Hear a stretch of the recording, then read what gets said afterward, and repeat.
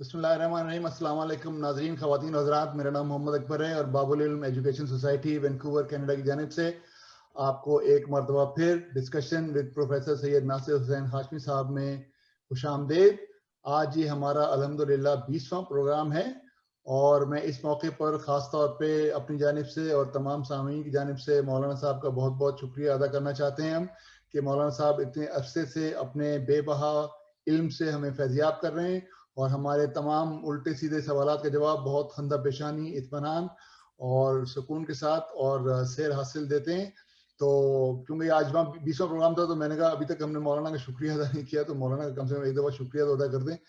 तो बहुत बहुत शुक्रिया मौलाना साहब। और दूसरी बात ये है कि आज हमारा जो डिस्कशन होगा वो इंशाल्लाह शुरू होगा नबूवत के मौजू पे, और नबूवत का मौजू काफ़ी वसी व अरीज़ है और मौलाना साहब ने कुछ नुकात मुझे भेजे थे जो मैं अभी आपको दिखाता हूँ, जिन पे मौलाना साहब गुफ्तगू करना चाहेंगे।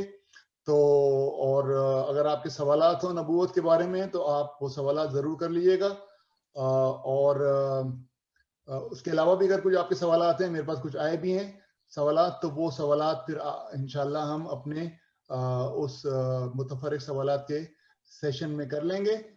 तो जिस तरह मैंने कहा कि आज का उन्वान है नबूवत, और उसमें पहला नुक्ता है फ़लसफ़े हिदायत इलाहिया, उसके बाद है हिदायत तकवीनी और हिदायत तशरीही, इंसानियत और ज़रूरत नबूवत, नबूवत और रिसालत में क्या फ़र्क है। ये एक सवाल भी हमें कराची से आया था कि नबूवत रिसालत में और पैगंबर में क्या फ़र्क है, तो उस पर डिस्कस करेंगे मौलाना साहब इंशाल्लाह। उसके बाद है कार नबूवत और कार रिसालत, अस्मत अम्बिया और उलूम अम्बिया, इल्म गैब और नबूवत, वही है रब्बानी और इसकी इक़साम, और दीन और शरीयत में क्या फ़र्क है, नबूवत जुज़वी और नबूवत कुल्ली, इसमें वाव नहीं है लेकिन ये जुज़वी है, और ख़ातमियत और इम्तियाज़ात ख़ातमियत, और अक़वाम अम्बिया और अज़ाब इलाही। इन नुकात पे मौलाना साहब इंशाल्लाह अपनी गुफ्तगू करेंगे। तो लेकिन मैं पहले मौलाना साहब आपसे एक प्रोग्राम आज सवाल के ज़रिए शुरू करना चाहता हूँ, और ये हमें सवाल उन्होंने हमारी एक बहुत मोहतरम सामिया है कराची में, उन्होंने भेजा था कि नबी में, रसूल में और पैगंबर में और उलुल अम्र नबी में क्या फ़र्क है। तो अगर आप इससे गुफ्तगू का आगाज़ करें ताकि हमारे दिमाग में बिल्कुल क्लियर हो कि नबी और पैगंबर और रसूल में क्या फ़र्क है। जी जी, बेहतर है। औज़ु बिल्लाहि मिनश शैतानिर रजीम, बिस्मिल्लाहिर रहमानिर रहीम।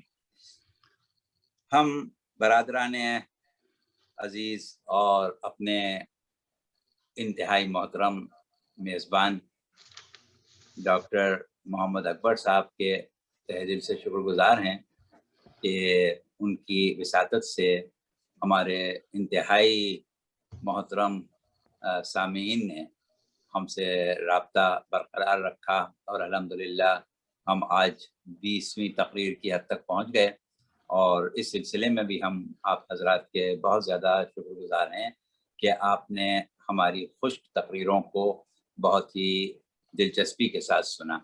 और दूसरी चीज़ एक ये है कि इस बात की हमें खुशी है कि आज हम तौहीद, अदालत जैसे इंतहाई अहम और बुनियादी मौज़ूआत पर गुफ्तगू करके आप हज़रात से बहुत कुछ हासिल कर चुके हैं। आपके सवालात की शक्ल में बहुत तजुर्बात हमें हो चुके हैं, और हमारी तरफ से जो भी खिदमत मुमकिन थी वो हमने पेश की, और इन अल्लाह आप लोगों की तौफ़ीक़ात में इजाफ़ा करे।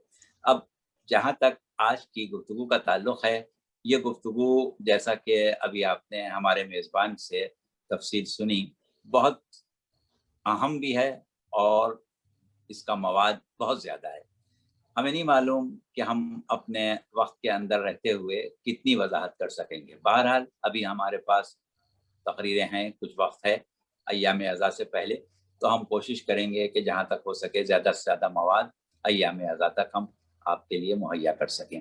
अब इसके बाद जहाँ से हमें गुफ्तगू का आगाज़ करना है, इरादा तो हमारा कुछ और था, लेकिन सबसे ज़्यादा हमें जिस चीज़ की फ़िक्र होती है और खुशी भी होती है, वो आप हज़रात के सवालात की होती है। تو اب ہمارے سامنے سوال آ گیا، اور سوال میں جو پوچھا جا رہا ہے وہ نبوت، رسالت یا نبی، رسول، پیغمبر وغیرہ یا اولی العزم پیغمبر، ان کے درمیان کیا فرق ہے، اس کے اوپر بات کی جا رہی ہے۔ تو دیکھیں، بات یہ ہے کہ یہ بڑا تفصیلی جواب ہے اور بڑا علمی جواب ہے، اور بڑی علمی سوال بھی بہت اچھا ہے، بڑا علمی سوال ہے۔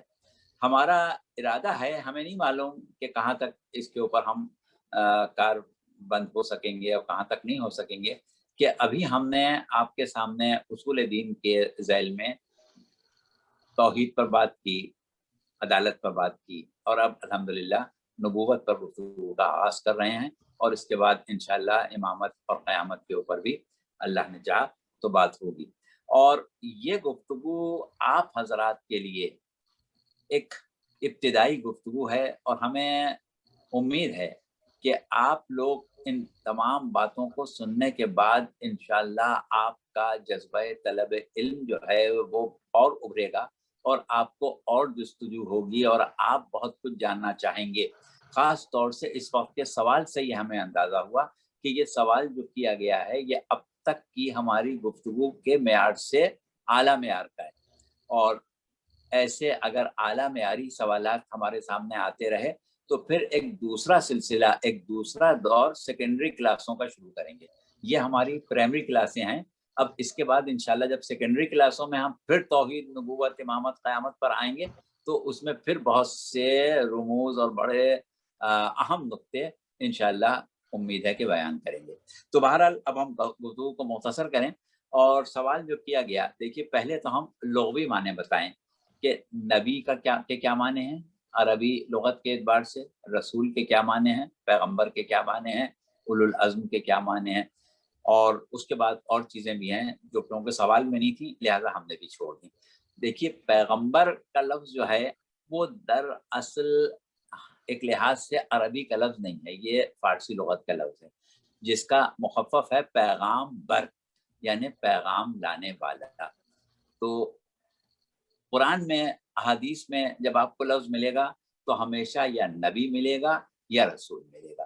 اب اس کے بعد اس کی جمع بھی مل سکتی ہے، مثلا رسول ملے گی، انبیاء ملے گی، نبیون ملے گی، یا اور اس قسم کی چیزیں ملیں گی۔ یہ پیغمبر کا لفظ کیونکہ بیچ میں آ گیا تو اس لیے ہم نے آپ کو بتا دیا کہ یہ آپ کو احادیث میں، قرآن میں اس وجہ سے نہیں ملے گا۔ اچھا، اس کے بعد اب آ جائیے آپ لفظ نبی۔ لفظ نبی جو ہے وہ نوا سے بنا ہے، نبا کے معنی خبر ہے، نبی یعنی خبر دینے والا۔ خبر دینے والا، اس کی مزید اگر آپ وضاحت کریں، یعنی علم دینے والا، عقل کی رہنمائی کرنے والا، اس کو ہم کہتے ہیں نبی۔ اچھا، رسول کے لغوی معنی رسالہ سے بنا، یعنی وہ جس کو بھیجا جائے۔ لقد ارسلنا رسولنا، بے شک ہم نے بھیجا اپنے رسولوں کو۔ تو وہ جو ہے لفظ رسول وہ بھیجا جانے کے معنوں میں ہے۔ اچھا، تو یہ تینوں الفاظ ہم نے استعمال کر لیے۔ اب آپ آ گئے اولو العزم کے اوپر۔ اب یہ عزم کے معنی سے بھی آپ واقف ہیں، اولو سے بھی واقف ہیں۔ کبھی آپ اولی الامر کا لفظ استعمال کرتے ہیں، کبھی اولی الابصار کا لفظ استعمال کرتے ہیں، کبھی اور کوئی لفظ استعمال کرتے ہیں اولی کے ساتھ، یعنی اس کو رکھنے والا، جیسے اولی الامر صاحب امر، اولی الالباب یعنی لب رکھنے والے۔ تو اسی طریقے سے اولو العزم جو ہے یہ ایک عہدہ ہے، یہ ایک مقام برتر ہے کچھ انبیاء کے لیے، اور عموماً وہ انبیاء جو صاحبان شریعت ہیں ان کے لیے یہ لفظ استعمال ہوتا ہے۔ تو ایک اعتبار سے ہم اس کو دیکھیں تو نبوت جو ہے وہ ایک بنیادی چیز ہے، عہدہ نبوت ایک بنیادی چیز ہے۔ اب عہدہ نبوت کے جو مدارج ہیں، جب ہم اس سے اوپر بڑھتے ہیں تو پھر مختلف مدارج ہمارے سامنے آتے ہیں، رسول ہونا، اولو العزم ہونا یا صاحب شریعت ہونا، پھر اس کے بعد ان کے مخصوص صفات ہونا، جیسے کوئی کلیم اللہ ہے، کوئی روح اللہ ہے، کوئی خلیل اللہ ہے۔ تو یہ پھر ایک الگ مسئلہ ہے جس پر انشاءاللہ آگے جا کے گفتگو کریں گے۔ اچھا، اس کے بعد جو انبیاء کے درجات ہیں اس میں مختلف طریقے سے اضافے ہوتے ہیں. انبیاء کی ذمہ داریاں، انبیاء کی بعثت کے دائرہ کار اور وہ عہد، وہ قومیں جن پر انبیاء کو مبعوث کیا گیا ہے، اور اسی طریقے سے مختلف چیزیں ہیں. پھر اس کے بعد نبی اور اللہ کا تعلق، وہ بھی ایک اہم چیز ہے جس کے اعتبار سے انبیاء کے مراتب کا تذکرہ ہوتا ہے. علم انبیاء، اس کے بنیاد پر بھی مراتب کا تذکرہ ہوتا ہے. لیکن ابھی ہم بہت مختصر جواب آپ کو دے رہے ہیں کیونکہ ابھی آگے بہت باتیں کرنا ہے. تو وہ یہ ہے کہ پروردگار عالم نے 1,24,000 انبیاء بھیجے. اب کیونکہ نبوت ایک بنیادی چیز ہے تو نبی ہونا بنیاد ہے. اب اس کے بعد اگر ہم یہ کہیں کہ یہ رسول ہے، یہ اولی العزم ہے، یہ صاحب شریعت ہے، یہ خاتم الانبیاء ہے، تو یہ ساری چیزیں جو ہیں وہ نبوت کے اگلے مدارج ہیں. یعنی اگر ایک شخص رسول ہے تو یہ ممکن نہیں ہے کہ وہ نبی نہ ہو. ہاں، ایک نبی ہے تو ضروری نہیں کہ رسول ہو. یعنی اس کو آپ اس طرح سمجھ لیں کہ مثال کے طور پر ایک شخص اگر گریجویٹ ہے تو یقیناً وہ میٹریکولیٹ بھی ہوگا، لیکن اگر ایک میٹرک پاس ہے تو یہ ضروری نہیں کہ وہ گریجویٹ بھی ہو. تو اس طریقے سے یہ مدارج ہیں. اچھا، اب اس کے بعد کچھ چیزیں اور ہیں جو ہم ان کلاسوں میں نہیں بیان کر سکیں گے. اس کو انشاءاللہ اگر پروردگار عالم نے موقع دیا اور ہم سیکنڈری کلاسوں میں آ گئے نبوت کے، تو وہاں پر بتائیں گے کہ نبی اور رسول کا تعلق جو وحی ربانی کے ذریعے پروردگار عالم سے ہوتا ہے اس میں کیا فرق ہوتا ہے اور کس اعتبار سے. کیونکہ معصوم سے سوال کیا گیا ہے، ایک بڑا اہم سوال تھا. ہم صرف اس وقت سوال بیان کیے دیتے ہیں، تفصیل میں بعد میں جائیں گے. یہ سوال 5ویں امام سے بھی ہوا ہے اور 6ٹھے امام سے بھی ہوا ہے، جس میں پوچھنے والے نے، راوی نے یہ پوچھا کہ یبنا رسول اللہ، نبی، رسول اور محدث میں کیا فرق ہے. یہ لفظ ابھی تک ہماری گفتگو میں آیا ہی نہیں ہے، آگے شاید آ جائے.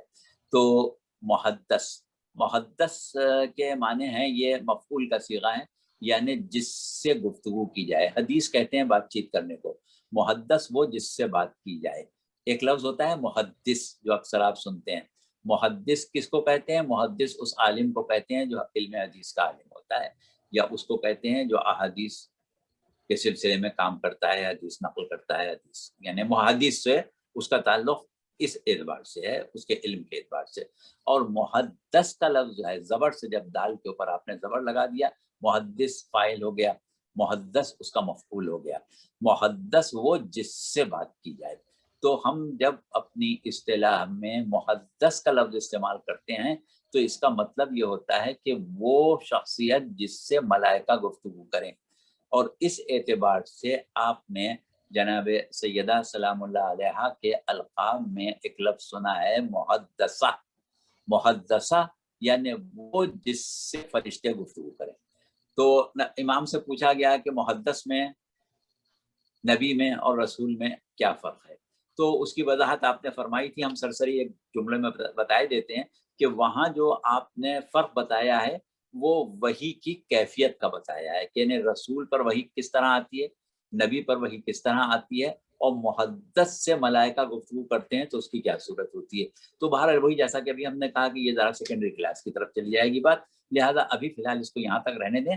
یا آپ کا جواب اس وقت آپ اسی حد تک ہم سے قبول کر لیں، پھر انشاءاللہ اللہ نے چاہا تو اس کے آگے ہم بات کریں گے. اچھا جی قبلہ، اب آپ فرمائیے. اچھی بات ہے. اچھا مولانا، آپ کا جو میرے دماغ میں بھی آپ سے بات بھی ہوئی تھی، آپ کا جو پہلا نقطہ ہے وہ فلسفہ ہدایت الہیہ کے بارے میں ہے. تو فلسفے کا تعلق تو عقل سے ہے نا؟ جی بالکل. عقلی دلیل اس فلسفہ. جی جی. تو وہ کسی نے کہا کہ بے خطر کود پڑا آتش نمرود میں عشق عقل ہے محو تماشا لب بام ابھی. تو یہ فلسفے کا ہدایت الہیہ سے کیا تعلق ہوا؟ وہ تو کھڑی سوچ ہی رہی ہے، عشق تو کود گیا اس کے اندر. جی ہاں بالکل صحیح آپ نے فرمایا. دیکھیے بات یہ ہے کہ لفظ فلسفہ جب ہم استعمال کرتے ہیں تو بہرحال وہ پھر تفسیر چلی جائے گی کہ ہم فلسفے کے معنوں پر چلے جائیں یا مفہوم فلسفہ پر. لیکن ایک 2-3 جملوں میں ہم آپ کو یہ بتا دیں کہ وہ امور کہ جن کے اوپر ہم تفکر کرتے ہیں اور غور و فکر کر کے اس کی حقیقت تک پہنچتے ہیں، اور اس کے جو بنیادی پہلو ہیں، جو اس کی حقیقت ہے، اس کو سمجھنے کی عقلی کاوش کرتے ہیں۔ تو اس عقلی کاوش کے نتیجے میں جو چیز ہمارے سامنے آتی ہے وہ ہمارا ایک نتیجہ فکر ہوتا ہے، اور جو درمیان میں ہمارا عمل ہے یعنی سفر فکر، اس کے لیے ہم عموماً لفظ فلسفہ استعمال کر دیتے ہیں۔ اچھا، دوسری چیز جو آپ نے فرمائی، فلسفہ ہدایت، ہدایت کا فلسفہ، اس کا مطلب یہ ہے کہ ہم یہ جاننا چاہتے ہیں کہ ہدایت بنیادی طور پر کیا چیز ہے۔ اور جب ہم نے کہا فلسفہ الہیہ، فلسفہ ہدایت الہیہ یا ہدایت الہیہ، تو اللہ کی ہدایت کیا چیز ہے؟ اب اللہ کی ہدایت کی بنیاد کیا ہے، اللہ کی ہدایت کی حقیقت کیا ہے، اللہ کی ہدایت کی ضرورت کیا ہے، اللہ کی ہدایت کی صورت کیا ہے، اللہ کی ہدایت کے نتائج کیا ہیں، اگر ہدایت الہیہ نہ ہو تو عالم انسانیت کہاں پہنچ جائے۔ ان تمام امور پر جب ہم بات کریں گے تو ہم کہہ رہے ہیں کہ فلسفہ عدالت الہیہ پر بات ہو رہی ہے۔ تو یہ تو ہوئی اس کی وضاحت۔ اچھا، اب اس کے بعد آپ نے یہ کہا کہ صاحب یہ فلسفے کا اور ہدایت کا تعلق کیا ہے، تو یہ تو بات میرے خیال میں کافی حد تک واضح ہو گئی۔ اب ہم یہ چاہیں گے کہ اس سوال کو ہی بنیاد بنا کے ہم ابتدائی چیزیں یعنی ہدایت کی ان مختلف تعریفوں کو اور ہدایت کی ان حقیقتوں کو آپ کے سامنے پیش کر دیں کہ جس کی بنیاد پر عقیدہ نبوت وجود میں آیا ہے، کیونکہ ہمارا اصل مقصد تو نبوت کو ہی بیان کرنا ہے۔ تو نبوت کو بیان کرنے کے لیے ہدایت ہم درمیان میں لے آئے یا ہدایت کو بنیاد بنا کے گفتگو شروع کر دی، اس لیے کہ نبوت ایک ایسا منصب ہے، ایک ایسی ذمہ داری ہے، ایک ایسا کام ہے کہ جس میں ہدایت الہیہ کی عملی تطبیق پوشیدہ ہے۔ تو ہدایت الہیہ کی عملی تطبیق جو ہے وہ نبوت ہے، اس لیے ہم عقیدہ نبوت کے آغاز میں ہدایت کے اوپر بات کرنے پر مجبور ہو گئے۔ تو اب آئے ہم آپ کو یہ بتائیں کہ ہدایت ہے کیا شے اور ہدایت الہیہ کیا شے ہے، بلکہ بنیادی طور پر ہدایت الہیہ سے ہی بات شروع کیے دیتے ہیں کہ ہدایت الہیہ کیا شے ہے۔ تو دیکھیے یہ بہت تفصیل طلب بات ہے، ہم جتنا مختصر ہو سکے گا مختصر کریں گے، اور اپنے میزبان سے یہ گزارش کریں گے کہ اگر گفتگو بہت طویل ہو رہی ہو تو وہ درمیان میں آ جائیں اور اس کو اس طریقے سے آگے بڑھا دیں کہ ہم آج کی حد تک ضروری نہیں ہے کہ ہم نتیجے پر پہنچیں، لیکن اتنا ضرور ہو جائے کہ آئندہ کی جو ہماری نشست ہے اس کے لیے لوگ تیار ہو جائیں۔ تو بہرحال ہم تو شروع کر دیں گے اس اطمینان سے کہ جہاں پر مسئلہ سنگین ہوگا، معاملہ گمبھیر ہوگا، وہاں ہمارے میزبان صاحب موجود ہیں۔ اچھا، تو صورت یہ ہے کہ ہم ابتدا کر رہے ہیں سورہ طٰہٰ کی 2 آیتیں پڑھنا تھی، چلے ہم ایک ہی پڑھ لیں گے، 49ویں اور 50ویں۔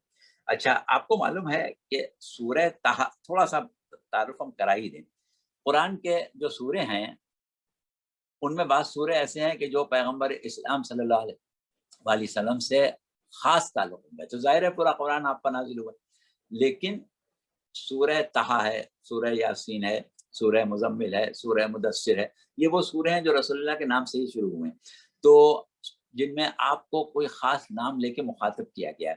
تو سورہ طٰہٰ جو ہے اس میں بھی خاص طور سے ابتدا کہاں سے ہو رہی ہے؟ طٰہٰ، یعنی آپ کو مخاطب کیا گیا، اور اس کے بعد کیا کہا کہ وَمَا أَنزَلْنَا عَلَيْكَ الْقُرْآنَ لِتَشْقَىٰ، ہم نے آپ کے اوپر اس قرآن کو اس لیے نازل نہیں کیا ہے کہ آپ مشقت میں پڑ جائیں، یعنی آغاز جو ہے وہ خطاب ہے پیغمبر اسلام سے، اور طٰہٰ ہے کہ آپ کو خطاب کیا گیا ہے۔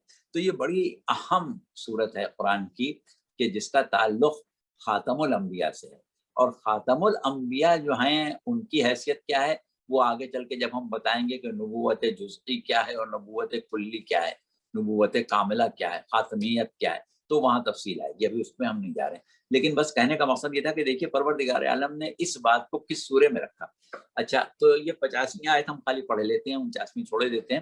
تو صورت یہ تھی کہ جب پروردگار عالم نے حضرت موسیٰ کو مبعوث بالرسالت کیا تو پروردگار عالم نے سب سے پہلے جناب موسیٰ کو جو کام یا آغاز کار نبوت کا حکم دیا وہ فرعون کے دربار سے دیا۔ اور آپ کو معلوم ہے کہ فرعون جو بادشاہ ہوا کرتے تھے وہ کس قسم کے بادشاہ ہوتے تھے، کتنے ان کے روب و داب ہوتے تھے، اور کس طرح سے لوگ ان کو سجدہ کرتے تھے، کس طرح سے وہ اپنے معبود ہونے کا دعویٰ کرتے تھے وغیرہ وغیرہ، اس کی تفصیل بیان کرنے کا وقت نہیں۔ تو یہ بس آپ یہ سمجھ لیں کہ یہ کام آسان نہیں تھا۔ ایک شخص جو کہ خود اس کے محل میں پل کے بڑا ہوا ہے، وہ اس کے سامنے جا کے کھڑا ہو کہ جس کے سامنے لوگ سانس لیتے ہوئے ڈرتے ہوں، اور اس کے سامنے جا کے خدا کا، پروردگار عالم کا، معبود حقیقی کا تعارف کرائے، اور مقام تعارف پھر کیسا ہونا چاہیے، کس انداز پر اس کو تعارف کرانا چاہیے۔ اور پروردگار عالم نے ہدایت کو اس طریقے سے جاری و ساری کیا ہے کہ کسی کو بھی خواہ وہ اللہ کا کتنا ہی بڑا باغی ہو، کتنا ہی بڑا سرکش ہو، فرعون جیسا سرکش بھی ہو، تو اس کو بھی ہلاک نہیں کرتا جب تک کہ حجت ہدایت پوری نہ کر دے۔ تو بہرحال چلیں، اب ہم مختصر کرتے ہیں بات کو۔ جناب موسیٰ اور جناب ہارون پہنچ گئے دربار میں فرعون کے، اور فرعون نے سوال کر لیا کہ تم کس کا تعارف کرانے آئے ہو، کس کو منوانا چاہتے ہو، کس کا ذکر کرنا چاہتے ہو، کس کی بات کر رہے ہو، تمہارا رب کون ہے؟ کیونکہ وہ تو اپنے آپ کو رب کہتا تھا۔ تو اس کے جواب میں جو جناب موسیٰ نے کہا وہ کیا کہا کہ قال ربنا الذی آتی کل شیء خلقہ ثم ہدی۔ تو آپ نے کہا کہ میرا رب ہوا ہے۔ دیکھیے اب جناب موسیٰ اور حضرت ہارون فرعون کے دربار میں اللہ کا تعارف کرا رہے ہیں، خدا وحدہ لا شریک کا تعارف کرا رہے ہیں، معبود حقیقی کا تعارف کرا رہے ہیں، رب العالمین کا تعارف کرا رہے ہیں۔ کیا کہہ کے کرا رہے ہیں؟ قال ربنا الذی آتی کل شیء خلقہ ثم ہدی۔ ہمارا رب وہ ہے جس نے ہر شے کو اس کے بہترین انداز پر تخلیق کیا اور اس کے بعد اس کی ہدایت کی۔ یعنی عمل تخلیق کی جو تکمیل ہے وہ ہدایت میں، کوئی شے ایسی نہیں ہے جس کی اللہ نے ہدایت نہ کی، ہر شے کی ہدایت کی۔ اب دیکھیے ہر شے کی ہدایت کی جب بات ہو رہی ہے تو یہاں انسان، حیوان، جنات، یہ کوئی بات نہیں ہے، نباتات، جمادات، حیوانات وغیرہ کی بات نہیں ہو رہی ہے، ہر شے یعنی جو بھی اللہ کی مخلوق ہے، اللہ نے تخلیق کے عمل کی تکمیل ہدایت پر کی۔ یہ جناب موسیٰ تعارف کرا رہے ہیں معبود حقیقی کا، رب العالمین کا، کہ میرا رب وہ ہے، ہمارا رب وہ ہے جس نے ہر شے کو خلق بھی بہترین انداز پر کیا اور اس کے بعد اس کی ہدایت بھی کی، بغیر ہدایت نہیں چھوڑا، جو کچھ خلق کیا اس کی ہدایت کی۔ یہ ہے بنیادی فلسفہ ہدایت الہیہ۔ اب سوال یہ پیدا ہوتا ہے کہ بھئی ہر شے کی ہدایت کیسے کی اور ہر شے کو کیا ہدایت کی؟ تو اس کے سلسلے میں ہم آپ کو وضاحت یہ کر دیں کہ دیکھیے پروردگار عالم دانا ہے، پروردگار عالم حکیم ہے، پروردگار عالم عادل ہے، پروردگار عالم قادر ہے ہر شے پر۔ یہ کیسے ممکن ہے کہ وہ کوئی شے خلق کرے اور اس کا کوئی مقصد نہ ہو، بغیر مقصد کے کوئی چیز بنا دے، کوئی مقصد ہی نہیں، بس ایک چیز خلق کر دی؟ تو ظاہر ہے کہ خلق کرنے کا مقصد نہ ہونا پروردگار عالم کی حکمت پر دھبا ہے، پروردگار عالم کی عدالت پر دھبا ہے۔ یہ ممکن ہی نہیں ہو سکتا کہ بغیر مقصد کوئی شے خلق کر دے۔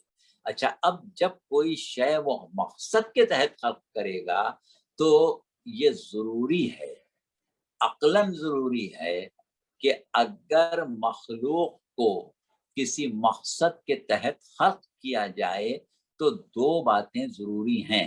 پہلی چیز تو یہ کہ اس کا انداز تخلیق ایسا ہو کہ جس مقصد کے لیے خلق کیا جا رہا ہے اس کو پورا کر سکے. جیسے مثال کے طور پر آپ نے ایک کرسی ایجاد کی اور کرسی بنائی, تو کرسی کو بنانے کا مقصد کیا تھا کہ لوگ اس پر بیٹھیں. اب اگر کرسی کی شکل ایسی ہو کہ اس پر بیٹھا ہی نہ جا سکے تو یہ حکمت کے خلاف ہو جائے گا. ہم یہ کہیں کہ صاحب یہ کرسی تو آپ نے بہت اچھی بنائی ہے لیکن اس پر ہم لیٹ نہیں پا رہے ہیں, تو آپ کہیں قبلہ یہ لیٹنے کے لیے تھوڑی بنائی ہے, بیٹھنے کے لیے بنائی ہے, لہذا آپ اس پر بیٹھ جائیے. لیٹنے کے لیے ہم نے مسہری بنائی, آپ اس پر لیٹ گئے, وہ اس مقصد کو پورا کرے گی. تو کہنے کا مقصد یہ کہ ایک عام انسان بھی جب کوئی چیز بناتا ہے اور کسی مقصد کو ذہن میں رکھ کے بناتا ہے تو اس کو ویسا بناتا ہے کہ وہ اس مقصد کو پورا کر لے. تو اسی اعتبار سے یہ کیسے ممکن ہے کہ ہم اللہ کے لیے تجویز کریں کہ وہ کسی چیز کو, کسی مخلوق کو کسی مقصد کے لیے خلق کرے اور اس میں ان تمام لوازمات کا خیال نہ کرے کہ جو اس کے مقصد تخلیق کی تکمیل کے لیے ضروری ہے. ایک چیز تو یہ ضروری ہو گئی. دوسری چیز جو ضروری ہے وہ یہ ہے کہ جس شے کو جس مقصد کے لیے خلق کیا جائے اس کے علم میں ہونا چاہیے کہ مجھے کیوں خلق کیا. اگر وہ جانتا ہی نہیں کہ اس کو کیوں خلق کیا تو وہ کیسے تکمیل مقصد تخلیق کرے گا. تو یہ تقاضۂ عدالت الہیہ ہے کہ اس نے ہر شے کو ویسا خلق کیا جیسا اس کو خلق کرنا چاہیے, اور اس خلق کرنا چاہیے کی بہترین شکل پروردگار عالم نے ایجاد کر دی. آتا کل شیء خلقہ, ہر شے کو اس نے بہترین طریقے سے, مناسب ترین طریقے سے خلق کر دیا. ثم ہدا, اس کے بعد ہدایت بھی کر دی. ہدایت کس بات کی کر دی کہ بھائی تجھے اس لیے پیدا کیا ہے. اگر اس کو یہ نہ بتائے کہ کیوں پیدا کیا ہے تو پھر اس کے پیدا کرنے کا فائدہ ہی نہیں ہوگا. تو اس اعتبار سے مقصد تخلیق کی ہدایت جو ہے وہ تکمیل تخلیق ہے. یہ ہے فلسفہ ہدایت الہیہ. یہ بنیادی طور پر ہم نے آپ کو بتا دیا. اب اس کی عملی تطبیق کی طرف اگر ہم جائیں تو ہم اگر بے جان نباتات, بے جان جمادات کو, فلکی اجرام فلکی کو یا اور دیگر چیزوں کو دیکھیں کہ جنہیں ہم اپنے طور کے اوپر جاندار یا لیونگ تھنگ نہیں سمجھتے, لیکن ان کو بھی پروردگار عالم نے اس طرح خلق کیا ہے کہ وہ اپنا کردار, اپنا رول پلے کریں, اپنا کردار پورا کریں. اور کیا اجرام فلکی, کیا چاند, کیا سورج, کیا ستارے, ہر شے اپنے کردار کو اس خوبی سے پورا کر رہی ہے کہ ذرہ برابر انحراف نہیں کرتی. اسی طرح سے آپ آ جائیں کسی بھی شے کو, ہر شے الیکٹرونز پروٹون سے مل کے ایٹم کی شکل بناتی ہے. اگر الیکٹرونز جو کہ آپ طاقتور دوربین کے, طاقتور خوردبین کے بغیر دیکھ بھی نہیں سکتے, وہ بھی اپنا کردار جانتے ہیں, اپنے مقصد سے انحراف نہیں کرتے. یہ پروردگار عالم کا نظام ہدایت ہے. اب اس کے بعد ہم آپ کے سامنے دو مثالیں پیش کرتے ہیں, بلکہ دو بھی نہیں, ایک ہی پیش کیے دیتے ہیں. اگر وقت ہوا تو ایک سے زیادہ بھی کر دیں گے, لیکن ابھی شروع کریں یہاں سے. ہم یہ دیکھتے ہیں کہ جتنے بھی حقیر سے حقیر جاندار ہیں, چاہے وہ کیڑے مکوڑے ہوں, خواہ وہ پرندے ہوں, خواہ وہ مچھلیاں ہوں, خواہ وہ اور کسی قسم کے جانور ہوں, کبھی بھی آپ نہیں دیکھتے کہ جانور جو ہے وہ اپنی جبلت چھوڑے. جس جبلت پر اس کو خلق کیا گیا ہے وہ اس پر باقی رہتا ہے, اور ایک ہدایت پروردگار عالم کی طرف سے اس کو مسلسل ملتی رہتی ہے. شاید آپ نے تجربہ کیا ہو کہ اگر آپ دیکھیں کہ کوئی پرندہ ہے, مثال کے طور پر طوطا ہے, اس نے انڈے دینے سے پہلے اپنا ایک گھر بنایا, اس کے بعد اس نے انڈے دیے, پھر انڈوں میں سے بچے نکل آئے. اب وہ جو بچے نکلے ہیں انہوں نے نہیں دیکھا کہ ان کے ماں باپ نے گھر کیسے بنایا, لیکن جہاں ان کا گھر ہے وہاں قریب میں مثلا ایک کوے کا گھر ہے, بے کا گھر ہے, یا اور کسی پرندے کا ہے جو ان کے سامنے بنا رہا ہے, وہ بناتے ہوئے دیکھ رہے ہیں. لیکن اب جب طوطے کے بچے بڑے ہوں گے اور ان کو خود اپنا گھر بنانے کی ضرورت پیش آئے گی, تو وہ جس کو انہوں نے گھر بناتے دیکھا, کوے کو بناتے دیکھا, بے کو بناتے دیکھا, بلبل کو بناتے دیکھا, کیا ویسا بنائیں گے؟ کبھی ویسا نہیں بنائیں گے. وہ ویسا بنائیں گے جیسا ان کے ماں باپ نے بنایا. آپ دیکھ کے بتا دیں گے کہ یہ بے کا جھونج ہے, یہ بے کا گھونسلہ ہے, یہ بلبل کا ہے, اور یہ ہدہد کا ہے, یہ کوے کا ہے. ہر ایک میں آپ کو فرق نظر آئے گا. تو یہ فرق جو ہے وہ اس نے اپنے ماں باپ کو بناتے نہیں دیکھا تھا, لیکن جب بنائے گا تو ویسے ہی بنائے گا. آپ دیکھیں, ایک ہی مرغی کے انڈوں میں سے جب چوزے نکلتے ہیں تو مرغے بھی نکلتے ہیں, نر بھی نکلتے ہیں, مادہ بھی نکلتی ہیں. لیکن وہ مادہ یا مرغی جو نکلی ہے انڈے سے, وہ اپنی جبلت جانتی ہے, اور جو مرغ نکلا ہے وہ اپنی جبلت جانتا ہے. آپ دیکھیں کہ جو مرغ ہے اس کی عادات و اطوار میں آپ کو فرق نظر آئے گا. مرغ جو ہے وہ مرغیوں کی حفاظت کرے گا, مرغ جو ہے وہ پہلے مرغیوں کو دانہ کھلائے گا, مرغ جو ہے وہ کتنا ہی بھوکا ہو, جب تک مرغیوں کا پیٹ نہیں بھر دے خود دانے پر چونچ نہیں مارے گا, اور مارے گا تو لے جا کے مرغی کو دے دے گا. تو یہ چیز اس کی جبلت میں کہاں سے آئی, کس نے سکھائی؟ انڈے کے اندر اس کو سکھانے والا کون ہے سوائے خلاق عالم کے, کہ اس نے اس کو سکھا دیا کہ تمہیں کیا کرنا ہے, تمہارا کردار کیا ہے, تمہیں رول کیا پلے کرنا ہے. تو پروردگار عالم ہر شے کو اس کی تخلیق کا مقصد اور اس کا جو کردار ہے, جو اس کا رول ہے, وہ سکھا کے بھیجتا ہے. یہ ہے اس کی ہدایت. اس کو ہم تکوینی ہدایت کہتے ہیں. بار وہ پھر آگے چل کے بات کریں گے. اچھا, ایک چیز اور آپ دیکھیں, ہمیں نہیں معلوم کہ آپ کے علاقے میں یہ چیز تجربے میں آتی ہے یا نہیں آتی. ہمارے ایشیائی ممالک میں بہت زیادہ تجربے میں آتی ہے, اور وہ یہ ہے کہ مثال کے طور پر سندھ ہے, پنجاب ہے, یا یو پی اور بہار وغیرہ کے میدانی علاقے ہیں, یا بعض ایران کے میدانی علاقے ہیں, گرم علاقے ہیں. آپ کبھی جاڑے کے موسم میں غور کریں کہ جہاں جھیلیں ہیں, ندیاں ہیں, دریا ہیں, تالاب ہیں, وہاں پر نومبر دسمبر کے مہینے سے کچھ پرندے آتے ہیں, خاص پرندے, مہاجر. یہ پرندے کون ہیں؟ یہ پرندے عموماً سائبیریا وغیرہ کے برفانی علاقوں سے سفر کرتے ہیں, اور اگر ہم اس کا فاصلہ ایشیا کے میدانی علاقوں سے کریں تو تقریباً 6000 کلومیٹر کا فاصلہ ہے. یہ 6000 کلومیٹر کا فاصلہ اس وقت طے کرتے ہیں جب وہاں برف گرنے والی ہوتی ہے اور برف جمنے والی ہوتی ہے, اور ان علاقوں کا رخ کرتے ہیں کہ جہاں پانی ہے, وہاں آ کے وہ پناہ لیتے ہیں, اور اس وقت تک وہاں پناہ گزین رہتے ہیں جب تک کہ ان کے علاقوں کی برف نہ پگھل جائے. 6000 میل کا فاصلہ طے کرنا, یہ عموماً انڈے دینے کے بعد وہاں سے اڑتے ہیں اور انڈے برف میں دب جاتے ہیں اور محفوظ ہو جاتے ہیں.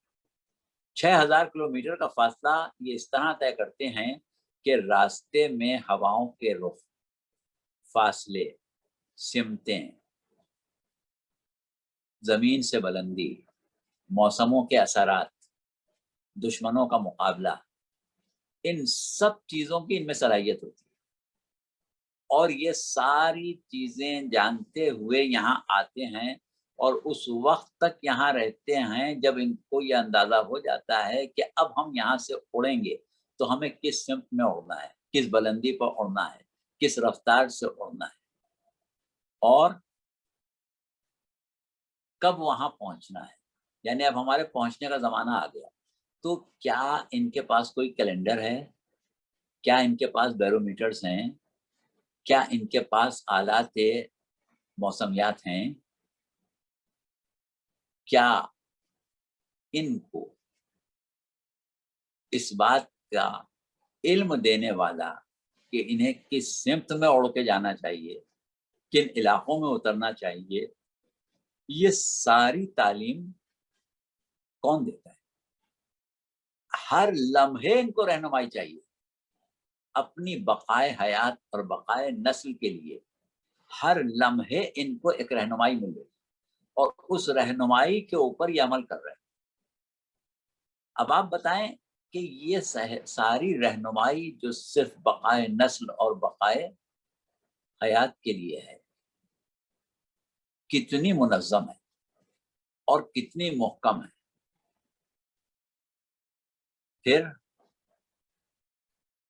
یہ ہم نے ایک مثال دی، سمندروں میں ایسی مہاجر مچھلیاں ہیں کہ جو موسموں کے تبدیل ہونے کے اعتبار سے ہزاروں میل کا فاصلہ طے کرتی ہیں اور نامناسب موسم سے مناسب موسم کی طرف سفر کرتی ہیں۔ یہ سمتیں، یہ راستے، یہ رفتاروں کا تعین، یہ دشمنوں سے تحفظ کا انتظام، یہ سب ان کو کون سکھاتا ہے؟ ایک ایک لمحے ان کو ہدایت مل رہی ہوتی ہے۔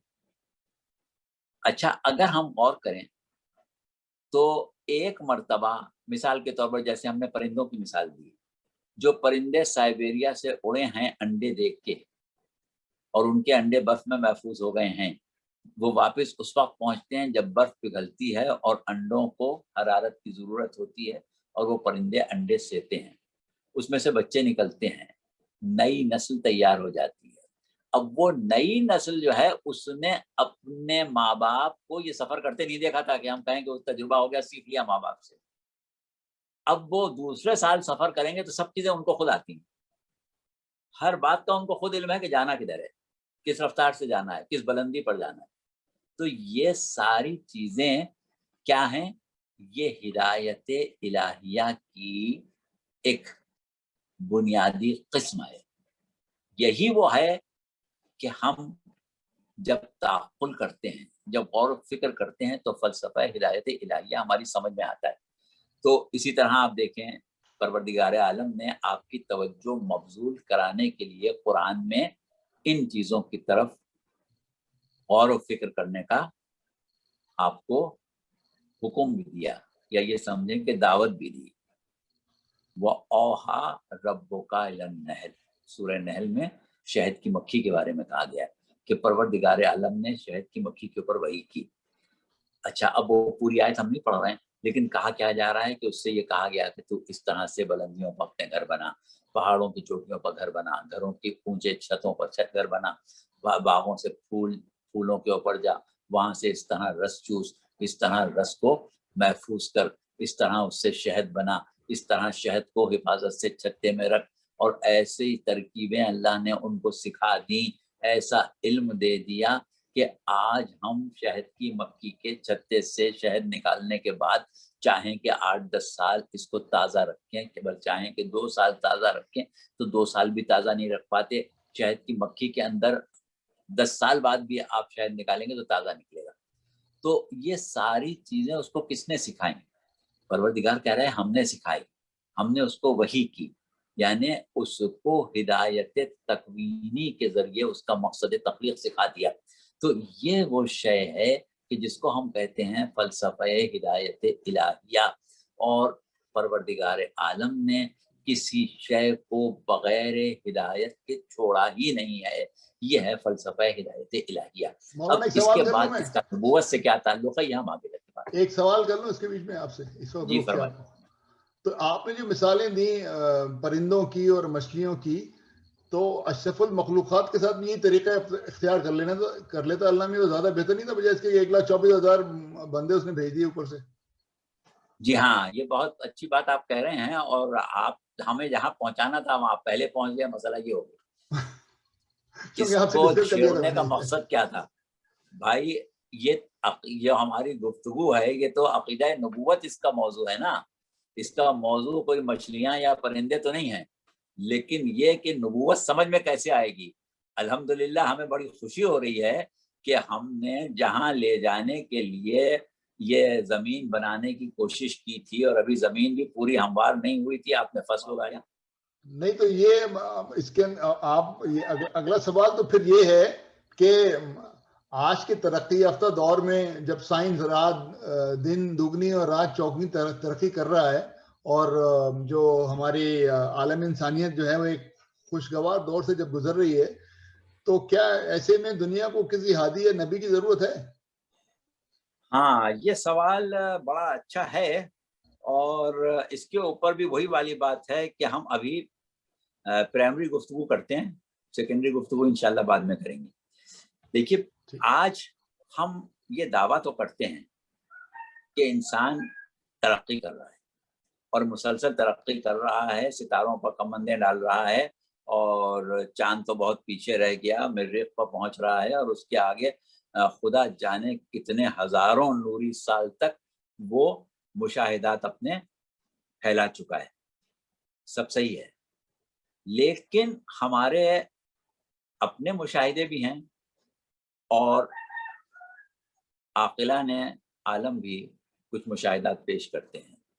ہم آپ سے یہ سوال کریں کہ آج جس عہد میں ہم بیٹھے ہیں، جس سال میں ہم گفتگو کر رہے ہیں، جس زمانے میں ہم بات کر رہے ہیں، عالم انسانیت ایک بہت بڑی مصیبت کی لپیٹ میں ہے، اور اس مصیبت سے چھٹکارے کی صورت آسانی سے نہیں نکل رہی ہے. لگا ہوا ہے، پوری کوشش کر رہا ہے کہ کسی طرح اس مصیبت سے جان چھٹ جائے، لیکن وہ ساتھ ساتھ یہ بھی جانتا ہے کہ یہ مصیبت خود ہماری اپنی لائی ہوئی. یعنی آج آپ جب مختلف ماہرین کے، ڈاکٹروں کے بیان سنیں تو آپ یہی کہنے پر مجبور ہو جاتے ہیں کہ یہ جو بھی ہماری پریشانی ہے اس کا سبب ہم خود ہیں، اور اس سے پہلے اور اس کے بعد بھی جو ہماری پریشانیاں آئیں گی، جو دنیا تباہی کی طرف جائے گی، جو دنیا ایک دفعہ تہوبالا ہو جائے گی، یہ دنیا کہ جس کو پروردگار عالم نے آپ کے سکون کا گہوارہ بنایا تھا، آپ اس کو ایک عذاب کا گھر بنا رہے ہیں، آپ اس کو جہنم بنائے لے رہے ہیں. یہ سب کچھ آپ کا اپنا کیا دھرا ہے. کبھی آپ کہتے ہیں کہ ہمارے ایٹمی تجربات جو ہیں وہ اوزون کی سطح کو کم کر رہے ہیں، کبھی آپ کہہ رہے ہیں کہ اس میں سوراخ کر رہے ہیں، کبھی آپ کہہ رہے ہیں کہ درجہ حرارت بڑھا رہے ہیں، کبھی آپ کچھ کہہ رہے ہیں، کبھی آپ کہہ رہے ہیں کہ دنیا جو ہے وہ بہت جلد طوفانوں کی لپیٹ میں آ جائے گی. تو یہ ساری باتیں کیسی ہوں گی؟ یہ سب آپ کے کیے سے ہوں گی. ایک چیز. دوسری چیز یہ ہے کہ ہم یہ دیکھتے ہیں کہ انسان ترقی کر رہا ہے، لیکن جہاں تک انسان کا تعلق ہے اس کی ترقی ایک اور حیثیت رکھتی ہے، اور انسانیت کی ترقی ایک اور حیثیت رکھتی ہے. ہم یہ جانتے ہیں کہ بس کے دشوار ہے ہر کام کا آسان ہونا، آدمی کو بھی میسر نہیں انسان ہونا. تو بات ساری یہی ہے کہ جتنی ترقی ہم بحیثیت انسان کر رہے ہیں، اتنا ہی تنزل ہمیں پیش آ رہا ہے انسانیت میں. انسانیت پست ہوتی جا رہی ہے. آج ہم کس طریقے سے قوموں کے وسائل پر قبضہ کر رہے ہیں، آج ہم کس طریقے سے نہتوں پر بمباریاں کر رہے ہیں، آج ہم کس طریقے سے انسانیت کو تڑپا رہے ہیں، آج ہم ایسے انسانیت سوز مراحل سے گزر رہے ہیں کہ جس پر ہمیں خود بعض وقت شرمندگی اور ندامت ہوتی ہے. تو یہ سب کچھ انسان کی ترقی کے ساتھ ساتھ ہے. اور یہ بات آپ نوٹ کر لیں کہ انسان کی ترقی اپنی جگہ مسلم ہے، لیکن انسانیت کا زوال بھی اپنی جگہ مسلم ہے. تو جتنا زوال انسانیت پر آ رہا ہے وہ یہ بتا رہا ہے کہ عقل انسانی جس سمت میں جا رہی ہے، جن امور میں خرچ ہو رہی ہے، ان امور میں خرچ ہونے کی وجہ یہ ہے کہ عقل کو بے لگام چھوڑ دیا گیا ہے، عقل کی مناسب رہنمائی نہیں کی گئی ہے۔ اگر یہی عقل ایک مناسب رہنمائی کے تحت کام کرتی، جیسے ہم نے پرندوں کی مثال دی، تو جس طرح پرندے اپنے مقصد بقائے نسل اور بقائے حیات کو پا لیتے ہیں، اسی طرح ہم اپنے مقصد حیات کو پا لیتے ہیں۔ لیکن افسوس اس بات کا ہو رہا ہے کہ ہم مادی وسائل پیدا کر کے، ایجاد کر کے یہ سمجھ رہے ہیں کہ ہم نے انسانیت کی خدمت کی ہے۔ ہم نے انسانیت کی خدمت نہیں کی ہے، ہم نے انسانیت کو نقصان پہنچایا ہے۔ بہرحال یہ بڑی تفصیلی گفتگو ہے، اور اس کے اوپر اگر ہم بات کرنے جائیں تو اب ہمارے پاس وقت ہو اور آپ کہیں کہ ٹھیک ہے 10-15 منٹ آپ اور اسی سوال کا جواب دیں تو ہم آپ سے اور بات کریں، ورنہ پھر کچھ اور مسئلہ چھڑے دیتے ہیں، اس کو سیکنڈری کے لیے چھوڑے دیتے ہیں۔ میری بات سنیے نا مولانا، میری بات سنیے، یہ جو لادین لوگ ہیں نا، وہ ایک سے ایک بہترین دوا ایجاد کر رہے ہیں۔ کسی اسلامی ملک میں کورونا وائرس کی دوا ایجاد نہیں ہوئی، یہ سب ان کم وقت کافروں نے کی جو جہنم میں جائیں گے۔ کورونا وائرس انہوں نے ایجاد کری سب نے، تو ان کو، اور جن کے پاس ہادی ہیں اور جن کے پاس موجود ہیں، جو وہ ایک دن عید نہیں منا سکتے، ایک ہی شہر کے اندر لوگ جن کے پاس ہادی بھی موجود ہے اور پیغمبر بھی موجود ہے اور سارے آیت اللہ بھی موجود ہیں، ان کے پاس ایک دن میں ایک دن عید نہیں منا سکتے وہ، اور یہ کافر کم وقت جو ہیں لانتی، انہوں نے کورونا وائرس کی دوا بنا لی۔ جی ہاں، بالکل صحیح آپ نے کہا۔ بات یہ ہے کہ کافروں نے جو کچھ بھی کام کیا ہے وہ ان صلاحیتوں کو ہی استعمال کر کے کیا ہے جو اللہ نے ان کو دی تھی، اور پروردگار عالم نے انسان کو متحرک مخلوق بنایا ہے، یعنی انسان جو ہے وہ ہمیشہ ایک حرکت میں رہتا ہے۔